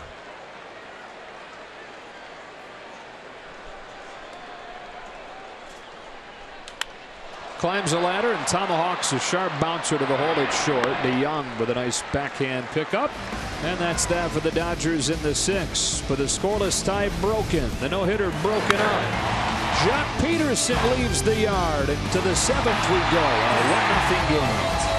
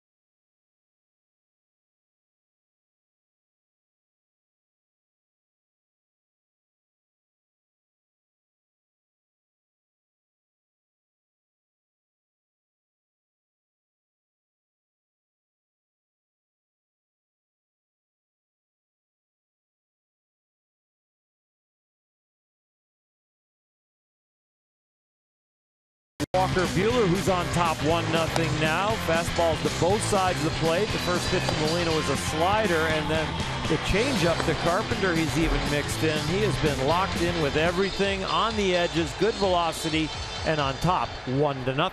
No question who the ace of the staff is. It's number 22, as long as he's wearing Dodger blue. But Walker Buehler doing ace-like stuff tonight when his team needs him most. 6 shutout innings with the offense sputtering.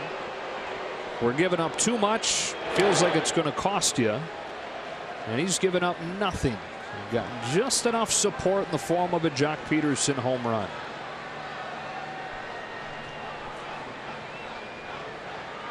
Flaherty's not likely over. Crossed 100 pitches during that long 6th inning.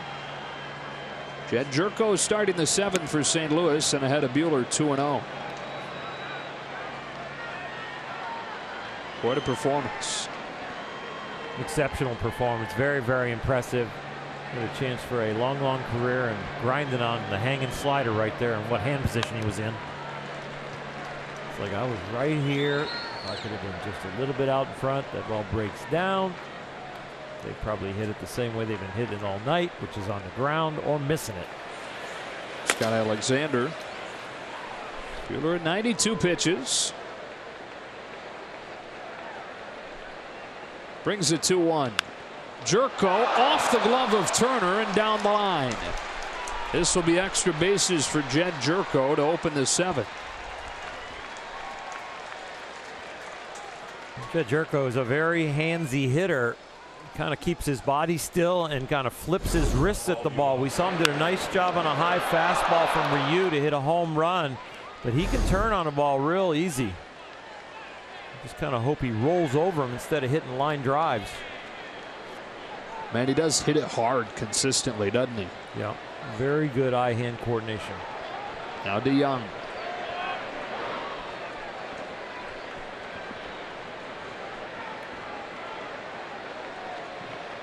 First time the Cardinals have put a man in scoring position against Buehler since the 3rd.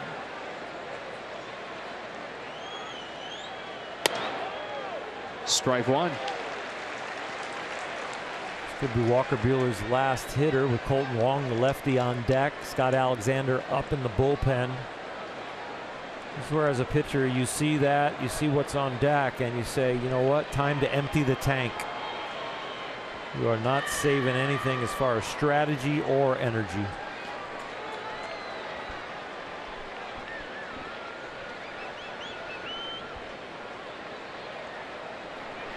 Buehler lets the 0-1 fly. DeYoung swings and misses on a high fastball, strike 2.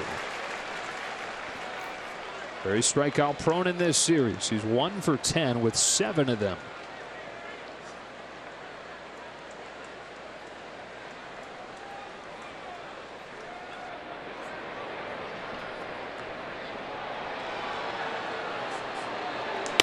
Got him swinging.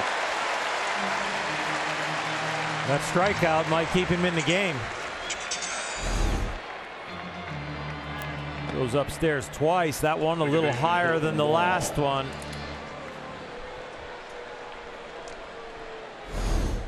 Career high for him, 9 tonight.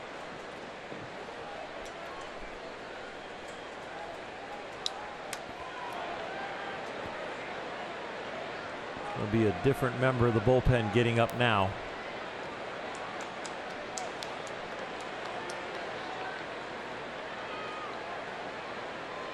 Colton Wong.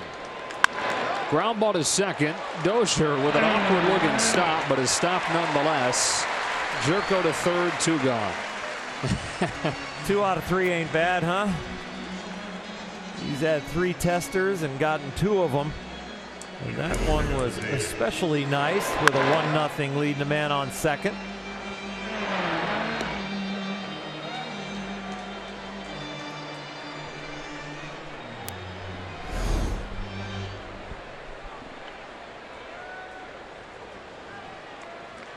So a Jed Jerko at 3rd in a 1-0 game in the 7th inning. Rookie against rookie. Buehler against Bader. Walker sitting at 97 pitches. His first one. A sharp breaking ball, 0-1. Bader's wound tight. Now Yasmani Grandal and Walker Buehler pulling the string on the first one, knowing that he probably wants to attack. Just the way his personality is built.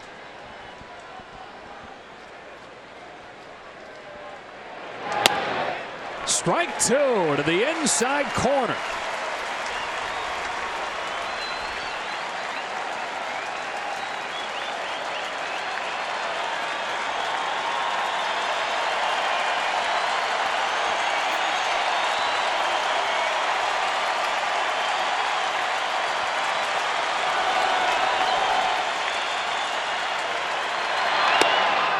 One and 2.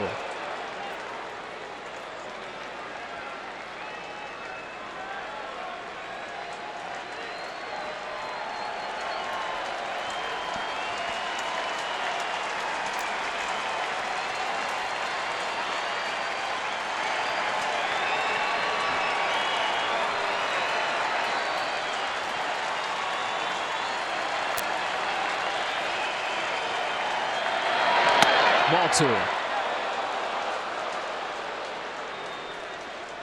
Curveball for a swing, fastball dotted inside. Went up the ladder with the next fastball, nobody bit. That one, he kind of pushed him off the plate. He can go almost anywhere he feels comfortable.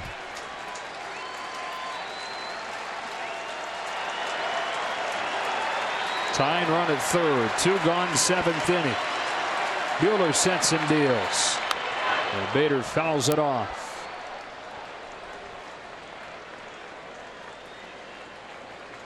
Jack Flaherty made a mistake in the middle of the plate with a slider, and Jock Peterson planted it in the right field bleachers. That fastball right there from Walker Buehler, if it would have gotten hit, he would have graded it a mistake. That was center cut. So we'll do the 2-2 again. And the count has gone full. Cairo Munoz waits on deck. Full complement of hitters off of the bench still for Mike Schill. That includes the newly acquired Matt Adams.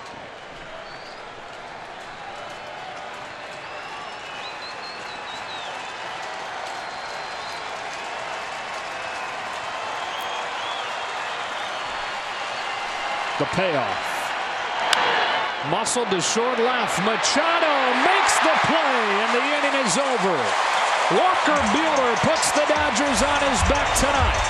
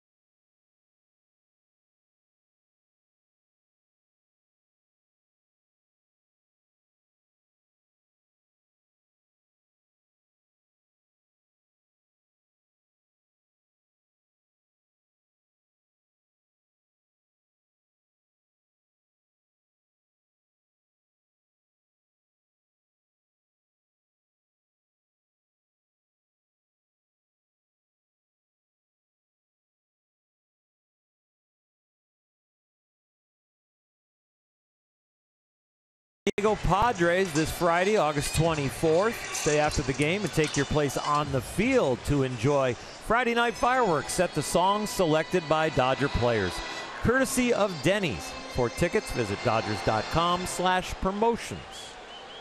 Who's in, who's out? Brought to you by In-N-Out. Brett Cecil replaces Jack Flaherty. So you go from a hard-throwing rookie to a veteran who's been searching to try and find himself this year.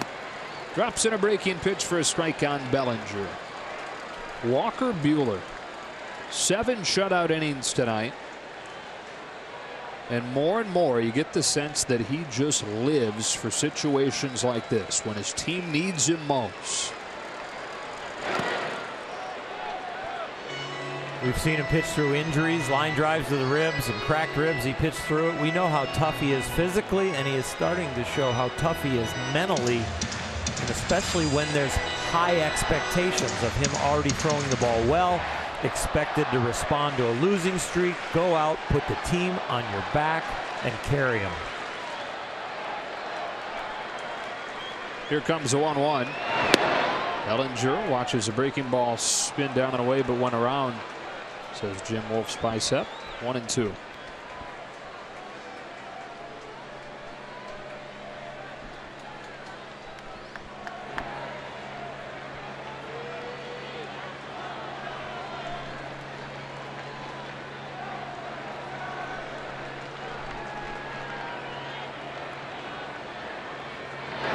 As uneasy as the standings have to make you right now, if just for a moment you can forget about that and think about the long-term future of Walker Buehler, it's got to get you really excited. It does. It's like watching the blossoming of Clayton Kershaw in some ways, and that's a high bar to set out there, but just watching the stuff and the competitiveness. How about been watching Colton Wong in this series? He has been awesome. Takes away another hit. Bellinger the first out of the 7th. His first step quickness is ridiculous. Watch him move. He's going the other way because of pitch selection, so anticipating the ball to his left, recovers to his right like he was standing still and going to go there. And then once he gets in the area, he, like Dozier, dive and still web it. Speaking of Dozier, he's coming up here. All right, so enough of the long-term thinking and back to the short-term. It was a nice 30-second reprieve there. It's got to make you even more want to see these Dodgers in the postseason, to not have to wait to see what Walker Buehler does on that stage. And in the 3rd inning, with Colorado winning and Arizona now up 5-0, I wasn't going to go there like I want to see this guy pitch game 2 in the playoffs or something, but boy, get to the playoffs, I want to see him start in those kind of games too.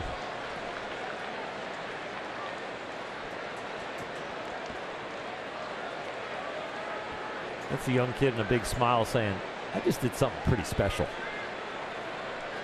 Taylor in the on-deck circle, by the way.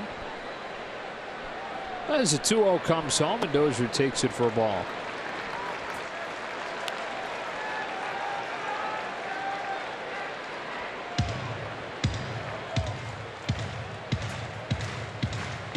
Smiles all around right now.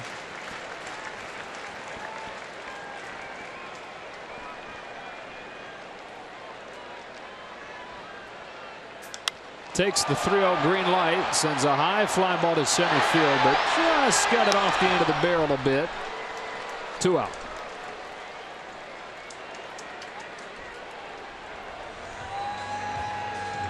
Hitting for the Dodgers, number 3, Chris Taylor. Chris Taylor to pinch hit for Max Muncy. Figured he'll stay in the game, and Bellinger will slide to first base.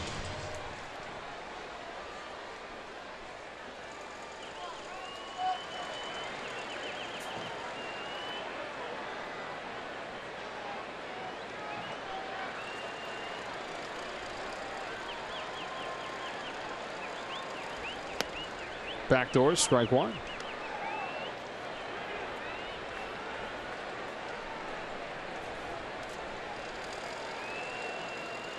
Alexander looks like for the 8th. 8-9-1 coming up for St. Louis. 1-1. You know, the Cardinals 16-4 in August. The 4 losses have all been by 1 run. They're that close to being even better.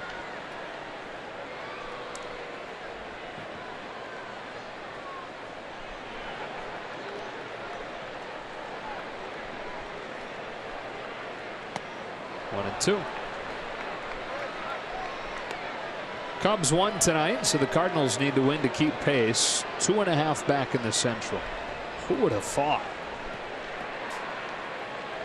Cubs finally got the offense going a little bit today, scored 8 runs. They've gone 5 consecutive games where their only offense was a single solo home run in all 5 of those games. So offensive inconsistencies abound even with some of the top teams in the National League. In fact, the Cubs have even a larger differential between their production in wins versus losses than the Dodgers do. Boom or bust. Totally.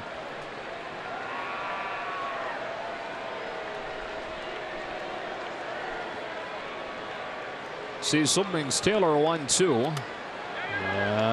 No swing.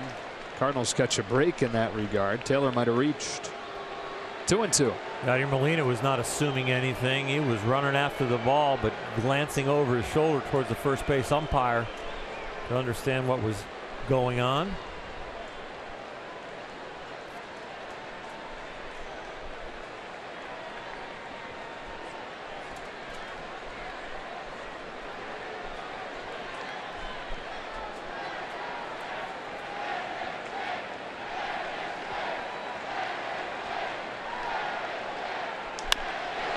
Taylor hits a weak fly ball to right field for Martinez. And we're through a 7. To the 8th we go. The Dodgers 1, the Cardinals nothing.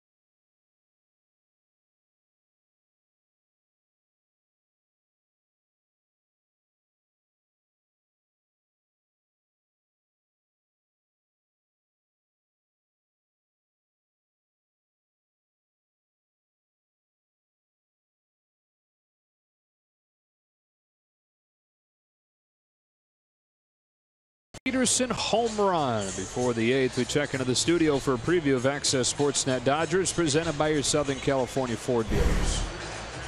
All right, thanks, Joe. What a tremendous pitcher's duel tonight between a pair of rookie right-handers. One big swing by Jock, the difference right now. Jock Peterson, a big swing. Walker Buehler, I think we found another ace. These two guys will break it down after the game. We will hear from Walker Buehler as well in the clubhouse. Looking forward to that, guys, as Scott Alexander comes on to try and hold on to this slimmest of margins. 1-0 in the 8th, and 8-9-1 coming up.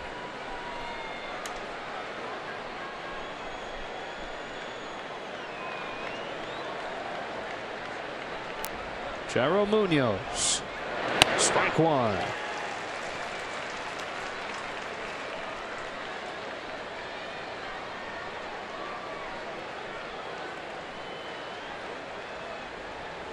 The Dodger bullpen the last 5 games, an ERA below 2.5, as the attention has shifted to the offense.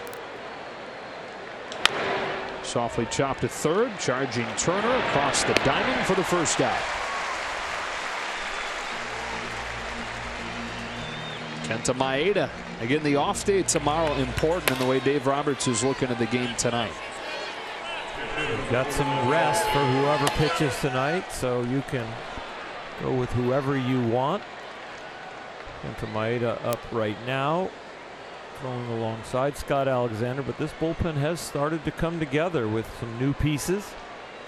Alexander's last outing, an inning, a third, all zeros as far as hits, walks, strikeouts in Seattle. Sorry, Oral. Tyler O'Neill pinch hitting, taking a ball.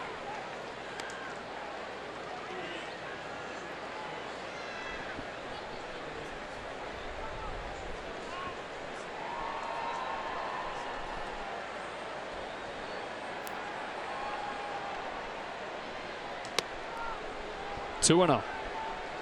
After O'Neill, it's the top of the order. Now Carpenter on deck.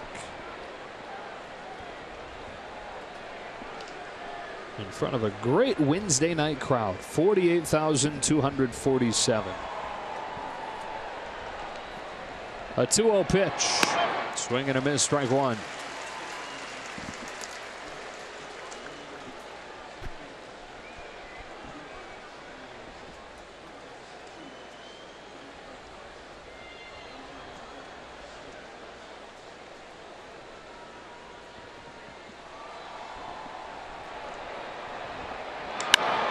Digs it out, sends a high fly ball to right center. Taylor's back, and this game is tied.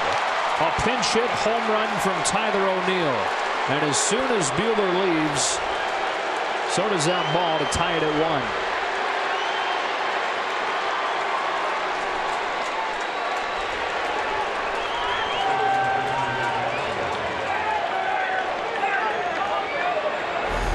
Tyler O'Neill is one strong man, and he does go down. The pitch is kind of center cut, a little bit, maybe a ball to the inside, but he went down and got underneath that one.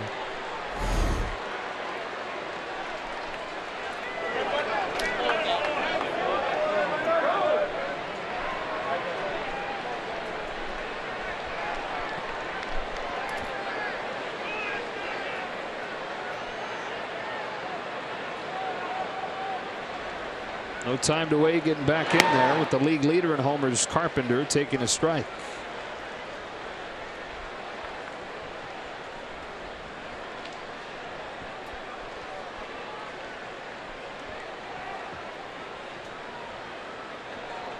First home run allowed by Alexander since June, and the third this year. He's a ground ball machine. He kept that ball down, but O'Neill did a nice job getting down and getting underneath it. Ball had a little bit of sinking action, and the biggest part of it may have been just the fact that it was a little bit center cut. But good piece of hitting.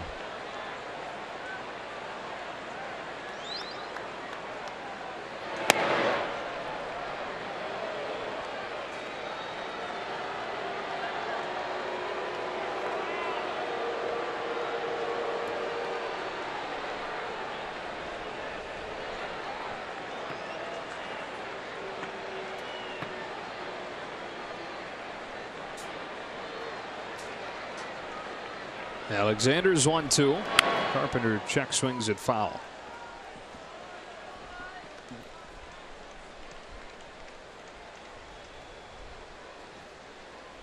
A fine line that you walk when you have two starting pitchers that are throwing the ball outstanding.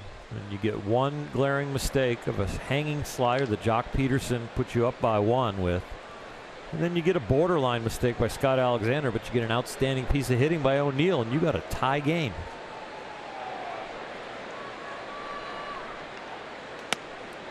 Count evens on Carpenter.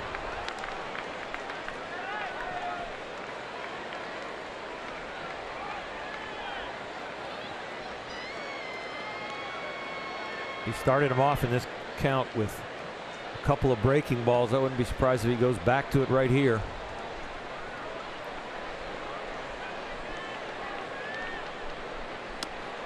Got him swinging. Was it? It was a slider. Yep. You don't see Scott really double up, triple up with sliders, but with a hitter like Carpenter right now, you might go away from your strength and towards his weakness, which a left-handed breaking ball working away from him is a very good pitch. You got good odds out there.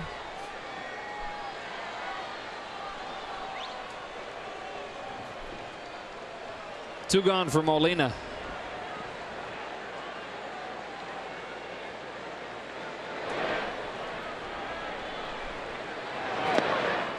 Ugly swing and a miss, 0-1.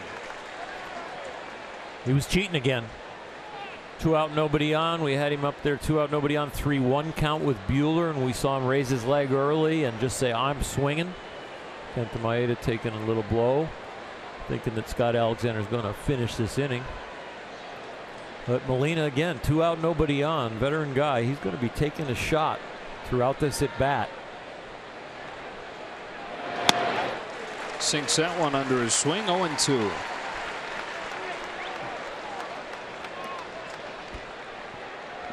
Neither one of the first 2 pitches Molina wanted, but he wanted to swing at both of them in case one was a mistake, and he ran into it. See if he stays with that mode, or is he going to protect and just try and get on? Pops him up, right center. Yasiel Puig ends the inning. But the Cardinals have tied it on a pinch hit home run from Tyler O'Neill to the bottom of the 8th, locked at 1.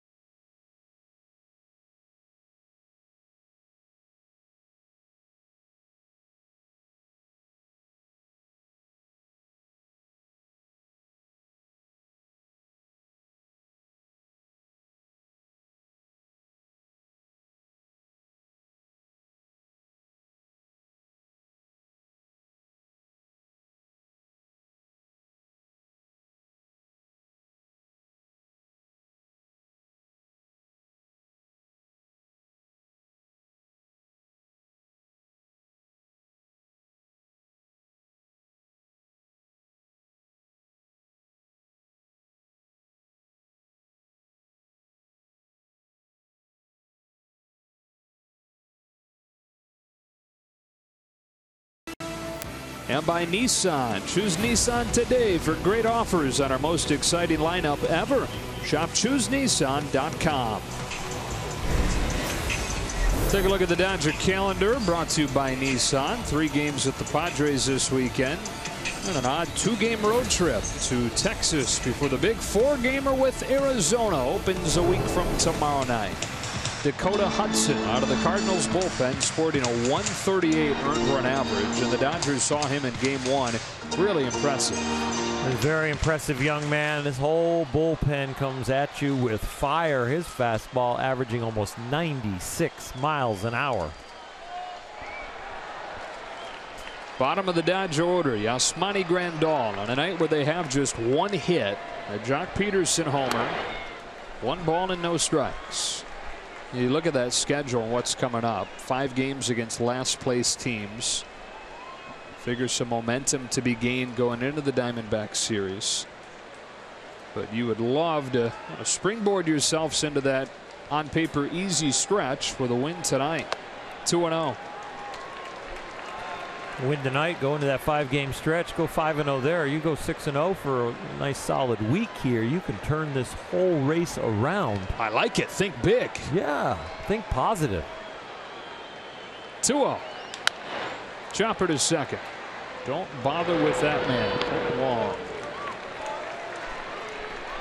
Get into a slump, and sometimes you just got to fake your brain out and start feeling like I'm on a roll. What does it feel like to be on a roll? It feels like it's fun to go to the ballpark, fun to hang out with your teammates. Hey, can't wait to go out for BP. Can't wait to have my side work. That whole momentum thing If you don't have it, maybe you fake it until you get it. It's a pretty good example of what it looks like in the other dugout. St. Louis having won 16 of 20. 1-1, 1 out. Here's Puig. The bottom of the 8th inning against Hudson. Strike one.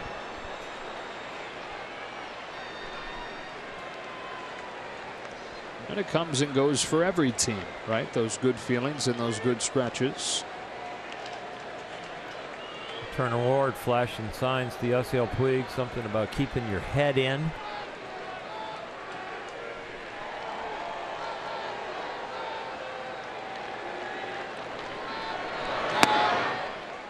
Another in 2.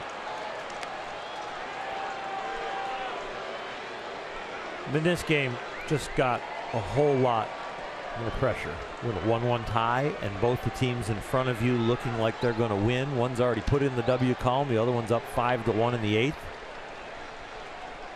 4.5. That's a big number. And all of a sudden, it's outside the realm of how many games you're going to have when all of a sudden Arizona's on the other side of the field. When the goal is to have that number that you're behind lower than the number of games you're going to play them.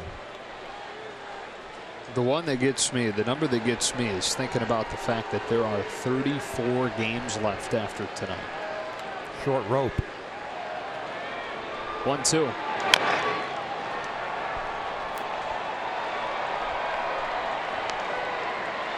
Good thing is the Dodgers will see a bunch of both the Diamondbacks and the Rockies over the final month.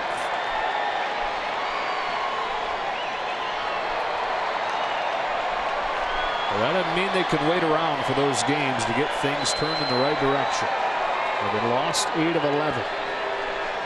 Tied at 1 in the 8th. Another 1-2 to Yasiel Puig. Base hit to center.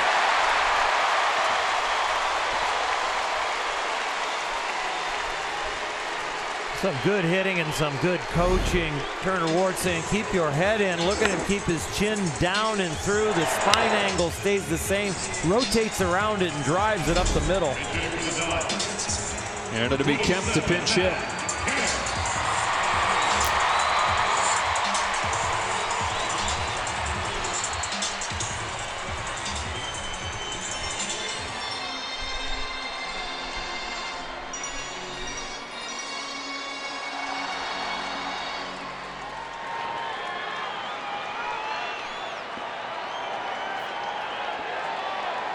Dodgers with a major league best 26 stolen bases in August. Nobody else even has 20. Strike one. No Puig can run. Of course, you got a pretty good guy controlling the running game behind the plate. Not quite what he once was as far as throwing arm.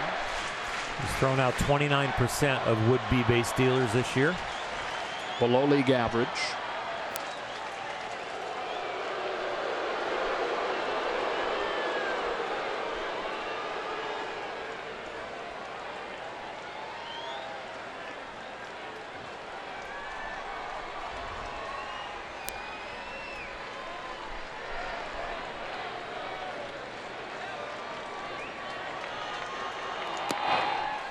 Able to pick this one.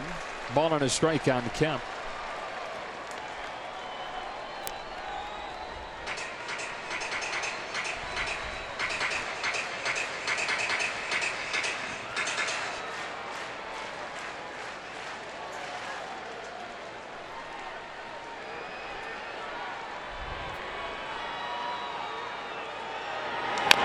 Strike two.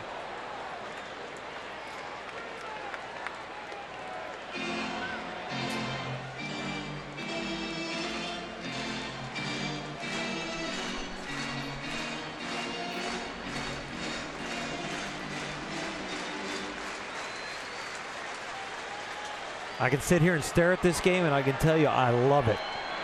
The details that it takes right now, the execution with the pressure, it is so much fun. This is why they work so hard.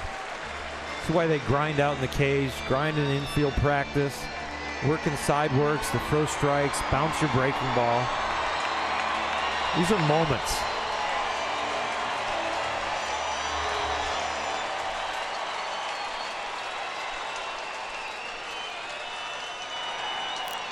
Puig off of first.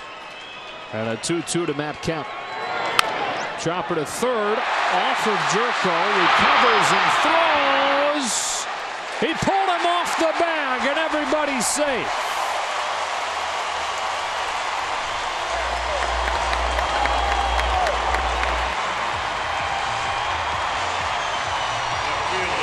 After Jerko knocks it down, he knows he's got plenty of time because it was hit so hard, but he gets it over to first base with too much altitude. You see, there's no panic there. Gets it, but that ball's up there, and Carpenter goes up. The foot comes off the base and never returns. Kind of an awkward catch. I think Matt was trying to keep the foot on, really didn't make the effort of jumping up and going for the tag. He had that possibility in his back pocket, but didn't go there. Matt Kemp looked like he could have been tagged with a high throw, jump, and swipe him. Dodgers catch a break. Jock Peterson comes up. His solo home run is accounted for the scoring tonight.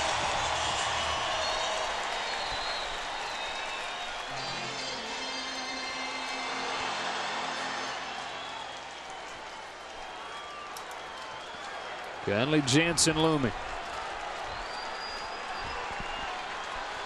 Can they get him a run to work with?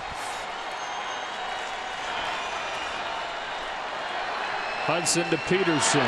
Foul back, strike one. Coors Light refreshing moment. Peterson's home run. Number 19 of the season. Broke up the no-hitter and broke up the shutout against Flaherty.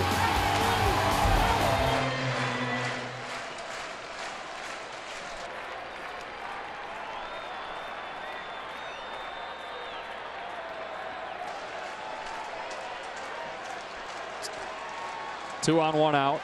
Peterson swings and misses, 0-2.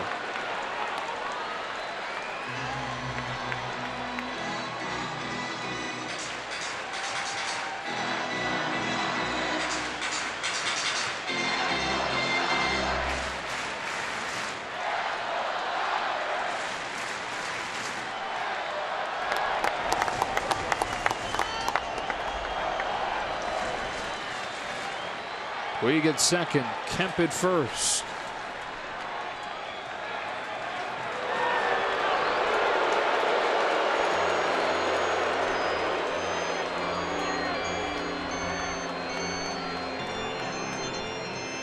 Paul DeYoung at shortstop is up the middle. Jock with 2 strikes. Yeah, there's a home run in his last at bat. But the left side of the infield's got much bigger holes than the right side.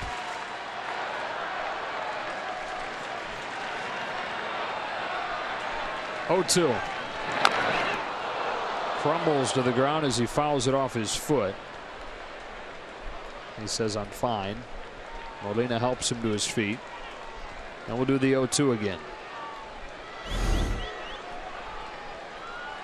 Cutter in on your hands, and wow.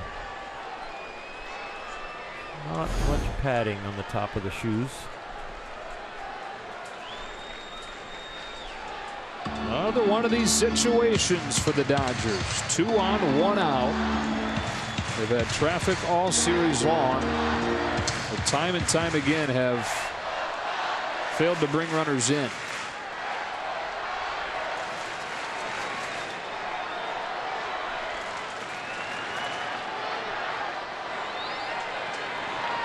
Another 0-2 pitch.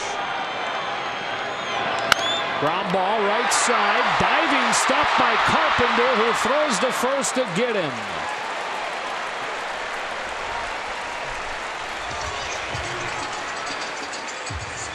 Exceptional play by Matt Carpenter. Usually when you dive, you're diving low, but this ball takes a hop up, so he's starting his dive and has to elevate the glove to knock this one down or to catch it. Watch this last hop. Top spin on that ball. Looks like it almost accelerates. Game-saving play right there. Second and third, 2 gone, and a tie game in the 8th inning. And here's Justin Turner.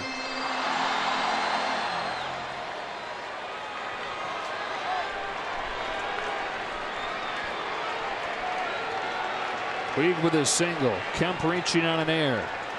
And now Turner takes inside, ball 1. One of the things that the Dodgers tend to agree on right now when you ask around is that there's a bit of over-trying going on. You get into these situations, trying to do too much, coming out of your plan and your approach. Justin Turner is somebody who's always tried to steer in the other direction, remain calm in the biggest moments. He takes it inside and he's ahead 2-0. That was his message today during the hitters meeting. Don't come out of the preparation you've done. Don't come out of the successful major leaguer that you are when you find yourself in the big moment. That's why you put the preparation in.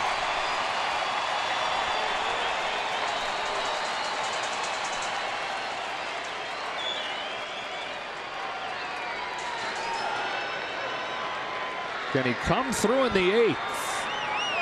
He's ahead 3-0.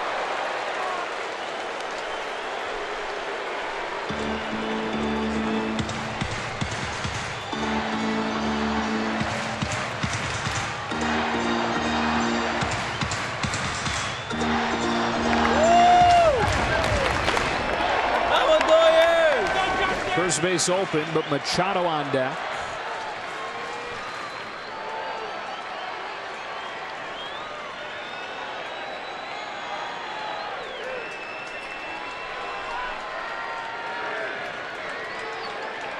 Three out. Took the green light and sprayed it foul. Strike 1. Dave Roberts with the eye test on all his players, understanding who gets too big, who doesn't produce with runners in scoring position because of a bad approach. Well, he knows Justin Turner has one of the best approaches, using that 3-0 green light.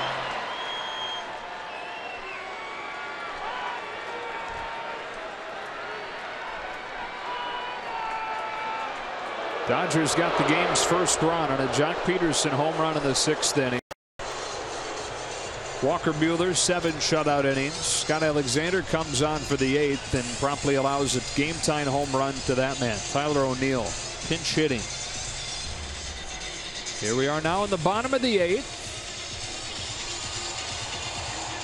Coming down the stretch of this one as this season comes down the stretch.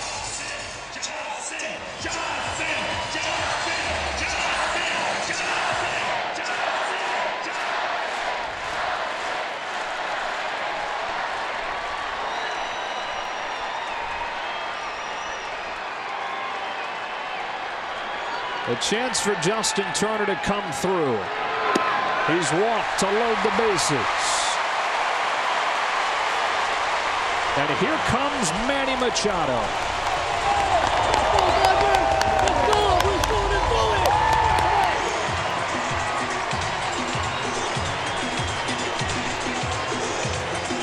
And here comes Mike Maddox.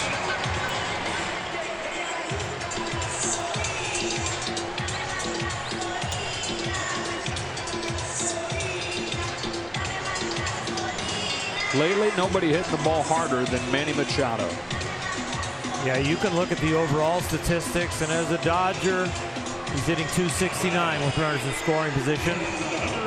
But if you go short term on how he looks at the plate right now, those statistics don't matter. He's swinging the bat at a much higher level than those stats. Like we've been talking about just about every time he's been up, because he's given us reason to just about every time he's been up. Extra aggressive lately.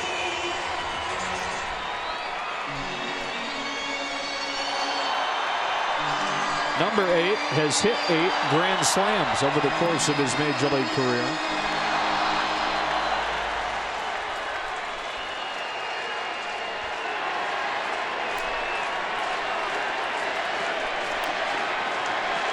Tied in the 8th. Bases loaded, 2 out.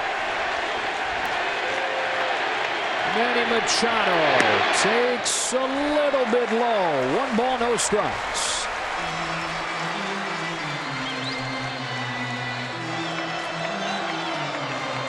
Just a measly little single. Need nothing else.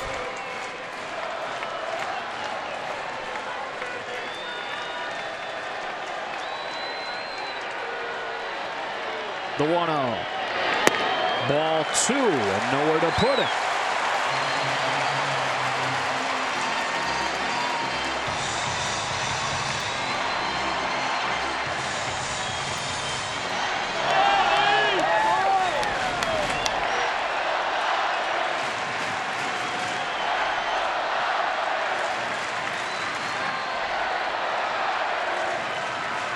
On a 2-0 pitch. He takes a strike, 2-1. The tailing action made it back to the plate. Looked like he was going to pull it for a ball. Got just enough of it to come back. A nice catch by Molina.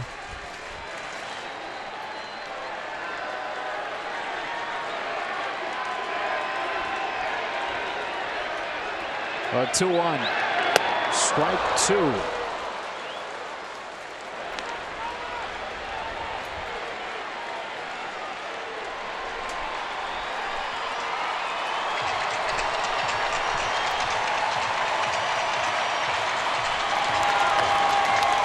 Edge of your seat, stomach turning stuff.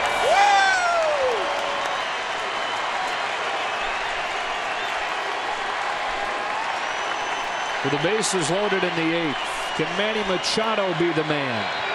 Ground ball to short for the young. They leave them loaded, and we go to the 9th.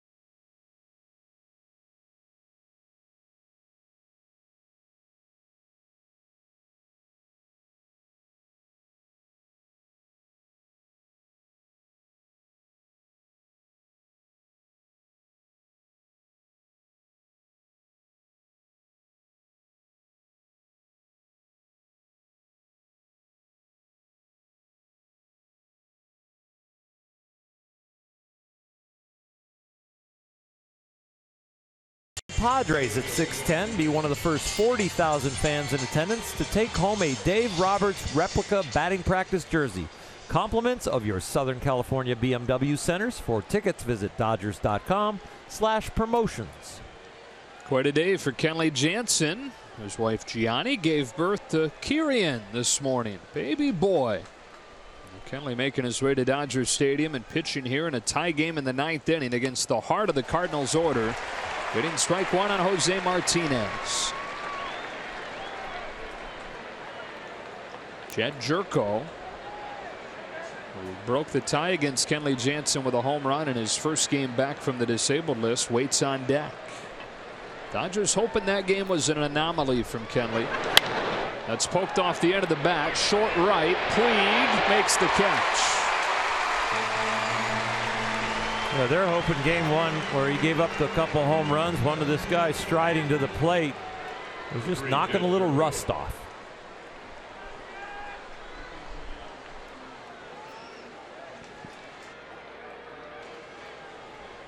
Jerko tonight has 2 of the 4 hits for St. Louis. Infield single in the 4th, double in the 7th. Kenley starts him with a slider. It's 1-0, and it was not a horrible pitch. Up and away, and Jerko went and got it. He has shown his strength.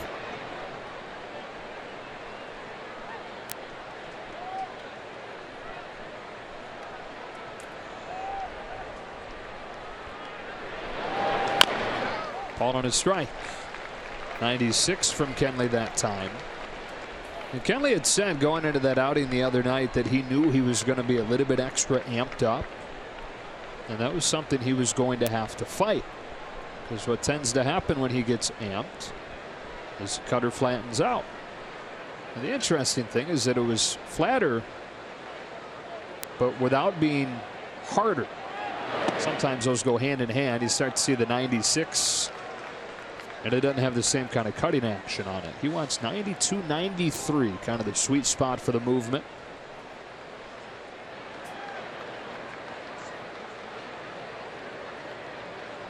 His 2-1 to Jed Jerko. And the dirt, ball 3. Usually when you're throwing it harder, your hand's a little bit more behind the ball, which makes the ball go straighter, but your arm speed goes into velocity, not spin. You get the correct angle with your hand to get that cutting action. You're going to get a little less velocity, but you're going to get the action you're looking for. Jerko muscles one. Past Machado, 1-out hit. 3rd hit of the night for Jed Jerko, and the Cardinals have a man on against Jansen.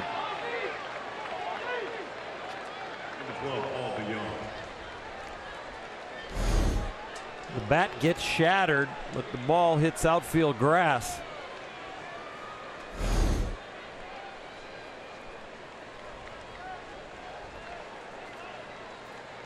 And so 1-on-1 out. Here's DeYoung. 1 for 11 with 8 Ks in this series. Both sides guilty of the strikeouts in this one. The fabulous starting pitching. Buehler and Flaherty, both double-digit strikeouts. If you're thinking stolen base, Jerko 1 in 1 attempt. Has not been caught stealing.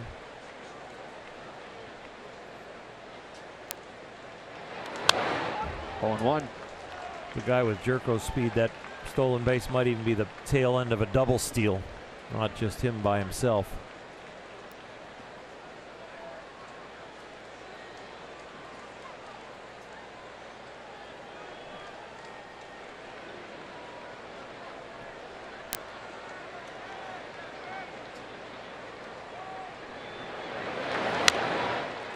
Oh, 2.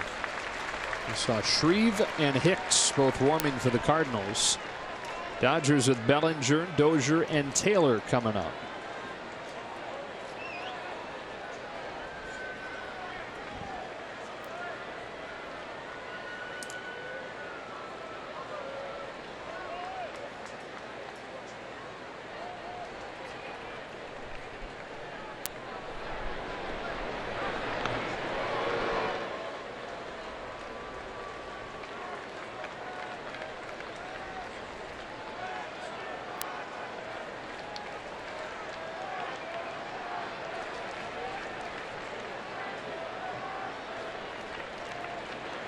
Oh, 2.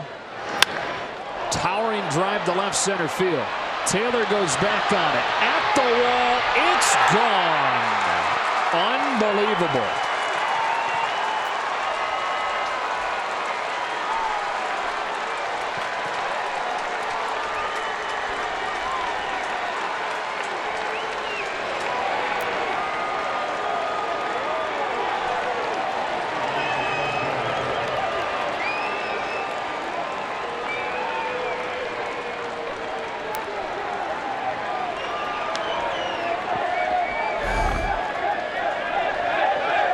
This is a shocker. It's about the same pitch that in game 1 that Jerko hit. This one 93 with a little bit of cut. Boy, right on it.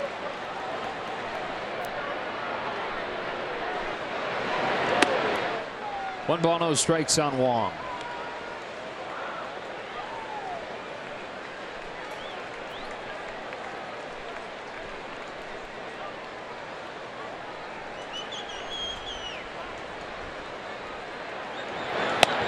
One and one. Shocking to watch him dominate throughout the year and then to come back and give up 3 home runs in an inning and a third.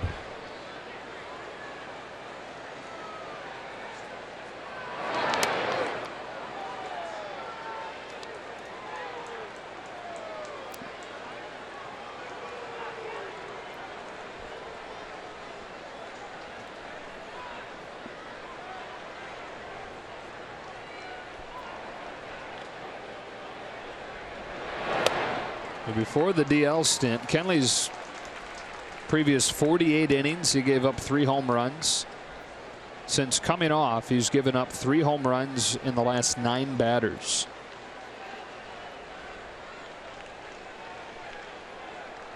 Here's his 2-2, and Wong hits it up the middle. Ranging to the other side of the bag is Machado, but not in time. Wong beats it out. Wong can appreciate what Machado did there. A couple slick fielders. Just not quite in time. And an infield single. Man does a nice job ranging to his left and the quick throw, but Wong is quicker.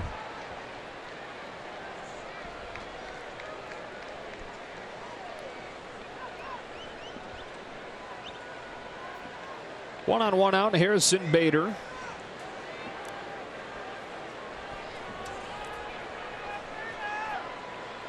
Now you got to really be heads up and not be deflated and mind the running game.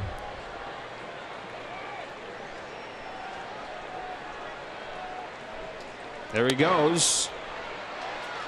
Stolen it easily.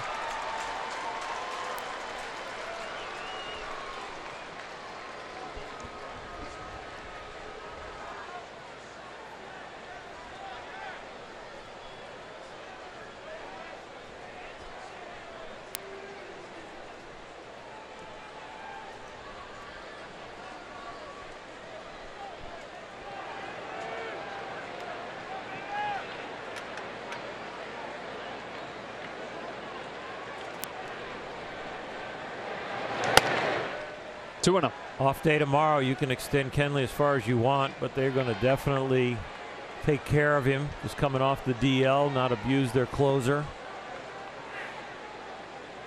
So we'll watch his pitch count here at 17.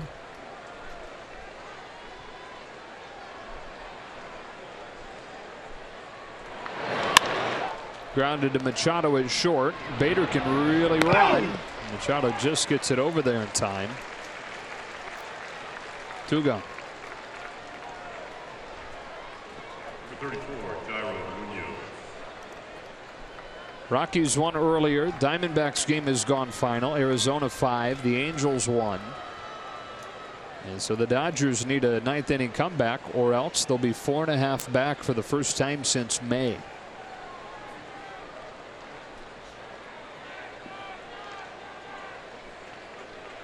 Jairo Munoz 1 for 3.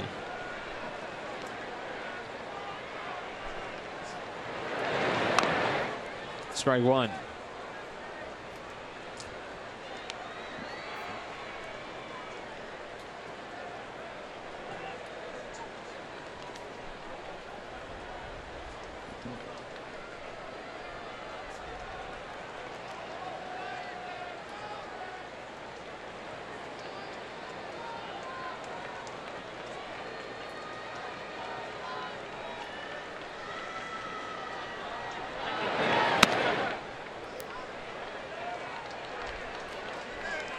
What you feel from the fans right now kind of suck the air out of Dodger Stadium with the shocker of the home run, and you feel that as a player, as a pitcher, and you've got to find a way to fake your way through it again, to get up the energy, the passion, the concentration to get this last out.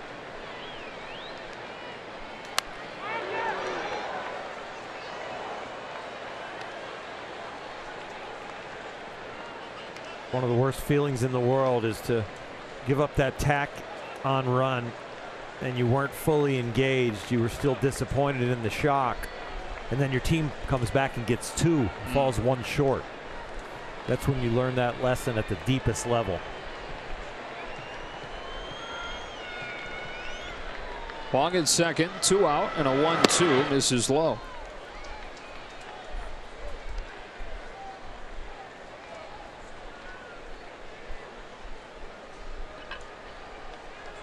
Six of the last 7 losses have come in the opponent's final at bat. This would be 7 of the last 8.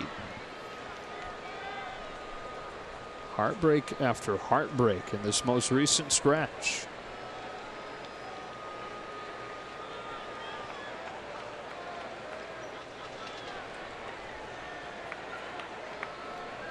It's one thing to lose 8 of 11. It's another way to do it in the deflating fashion they've had to endure each night. Those tight games late, disappointment from the offense, disappointment from the bullpen. It's really hard. You're getting jabbed like in a boxing match, but when 7 of 8 jabs get through, it hurts.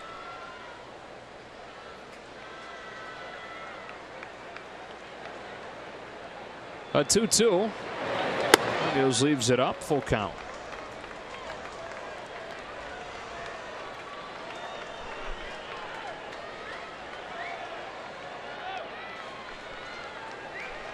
Dodgers' lone run in this game. Jock Peterson's solo home run in the 6th. One of the 6 runs total they've scored in these 3 games. Munoz with a tapper past the mound. Machado's got it. And that's the inning.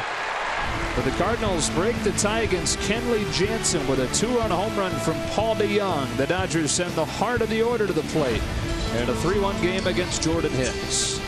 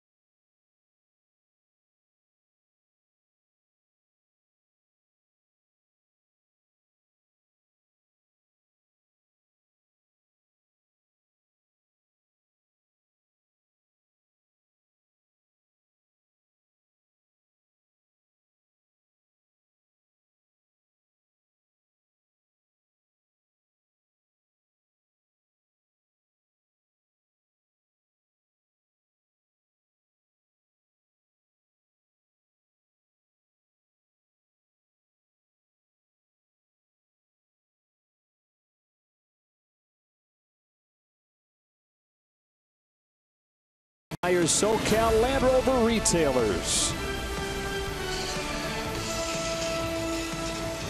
Back at Dodger Stadium for the last of the 9th. It's the fire throwing Jordan Hicks. The Cardinals in front 3-1. 58 games, this being his 59th. He has set a record for the St. Louis Cardinals for a 21-year-old / 22-year-old. As far as number of appearances, they have relied on him heavily, and he has been outstanding. Only 4 saves, though. He's been mostly a setup man. It's been Bud Norris as the closer, but Norris has saved each of the first 2 games of this series. So falls on the shoulders of the rookie. The heart of the order coming up. Bellinger, Dozier, Muncy. Or Bellinger, Dozier, Taylor, beg your pardon. Ball 1. And if you didn't happen to see Hicks the other night, 101 is not his hardest. He's touched 105 this year.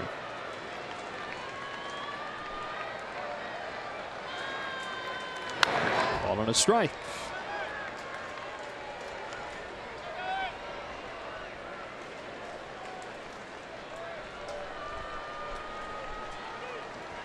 He leads Major League Baseball in pitches thrown 100 miles an hour or faster. 470 of them this year.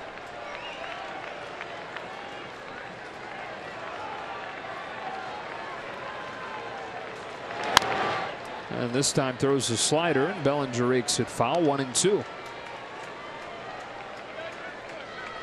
He's at about a quarter of the time.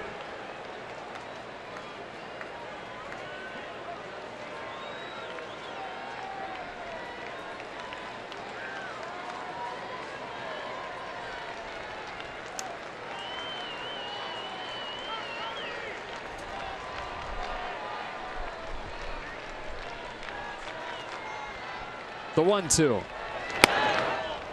Got him.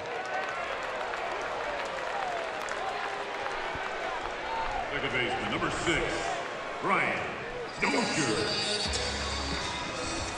One away. Up comes Brian Dozier. Dodgers looking for a base runner. And a 3-1 game. Dozier tonight is 0 for 3.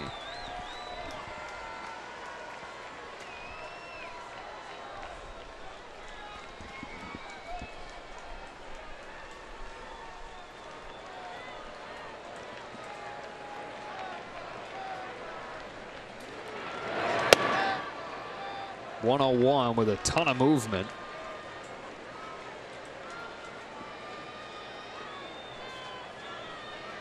Velocity and location and movement of the two starters, the young starters, Walker Buehler, Jack Flaherty, was outstanding. This is video game velocity here.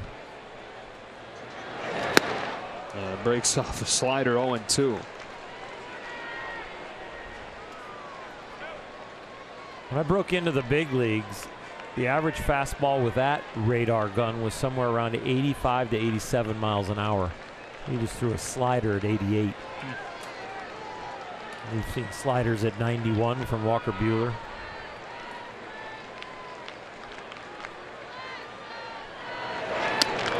Dave Roberts said yesterday 95 is the new 90. Guns are a little bit more sensitive now. They pick the ball up right out of the pitcher's hand, and it decells about 3 to 4 miles an hour in its flight from the pitching rubber out of the hand to home plate, where the older guns got it somewhere around home plate. But still, those 3-4 mile an hour are not the complete difference in why they're throwing it harder. These guys are bigger and stronger and throw it harder. He's got back-to-back Ks looking on fastballs, and the Dodgers down to their last out. Center fielder number 3, Chris Taylor. You say, how are these guys taking strikes when that velocity is right there, it's right down the middle? But at this velocity, sometimes there's not enough information that you can get enough information to swing the bat. You just kind of almost blink through it.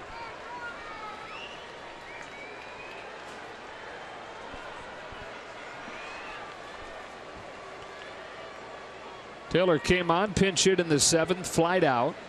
If he can reach, Grandal would bat. He takes strike 1 at 103. Hardest one Hicks has thrown tonight.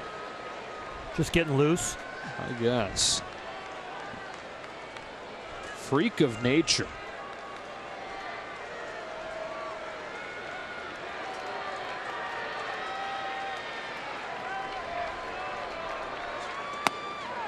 He paints with 102, strike 2. Coming out of that frame, too. I mean, you see Aroldis Chapman throw with that kind of velocity, and it makes sense with his long and clearly strong as he is. Hicks has got strong upper body, shoulders, and very quick hips. It's quite a lever system, and he turns it quickly. That's it. Crushing one tonight. Dodgers are swept by the Cardinals. Alexander gives up the game-tying home run in the 8th, and for the second time in 3 games in this series, Jansen gives up the deciding home run in the 9th. Hicks with the 3 strikeouts was like good morning, good afternoon, and good night, and it was not a good night for the Dodgers. Finish off with just 1 run on 2 hits. Play of the game brought to you by Lexus. DeYoung's game-winning homer. Entered that at bat. 1 for 11 in the series with 8 Ks. Was able to solve Jansen and give the Cardinals the sweep in their 17th win out of their last 21 games. The Dodgers fall to 4.5 back in the division, 34 to play, and their largest deficit since May. Lick their wounds on the off day tomorrow. Welcoming the Padres on Friday. For Hershiser, Alana Rizzo, and the rest of our crew, Joe Davis saying so long and stay tuned. Access Sportsnet Dodgers begins now.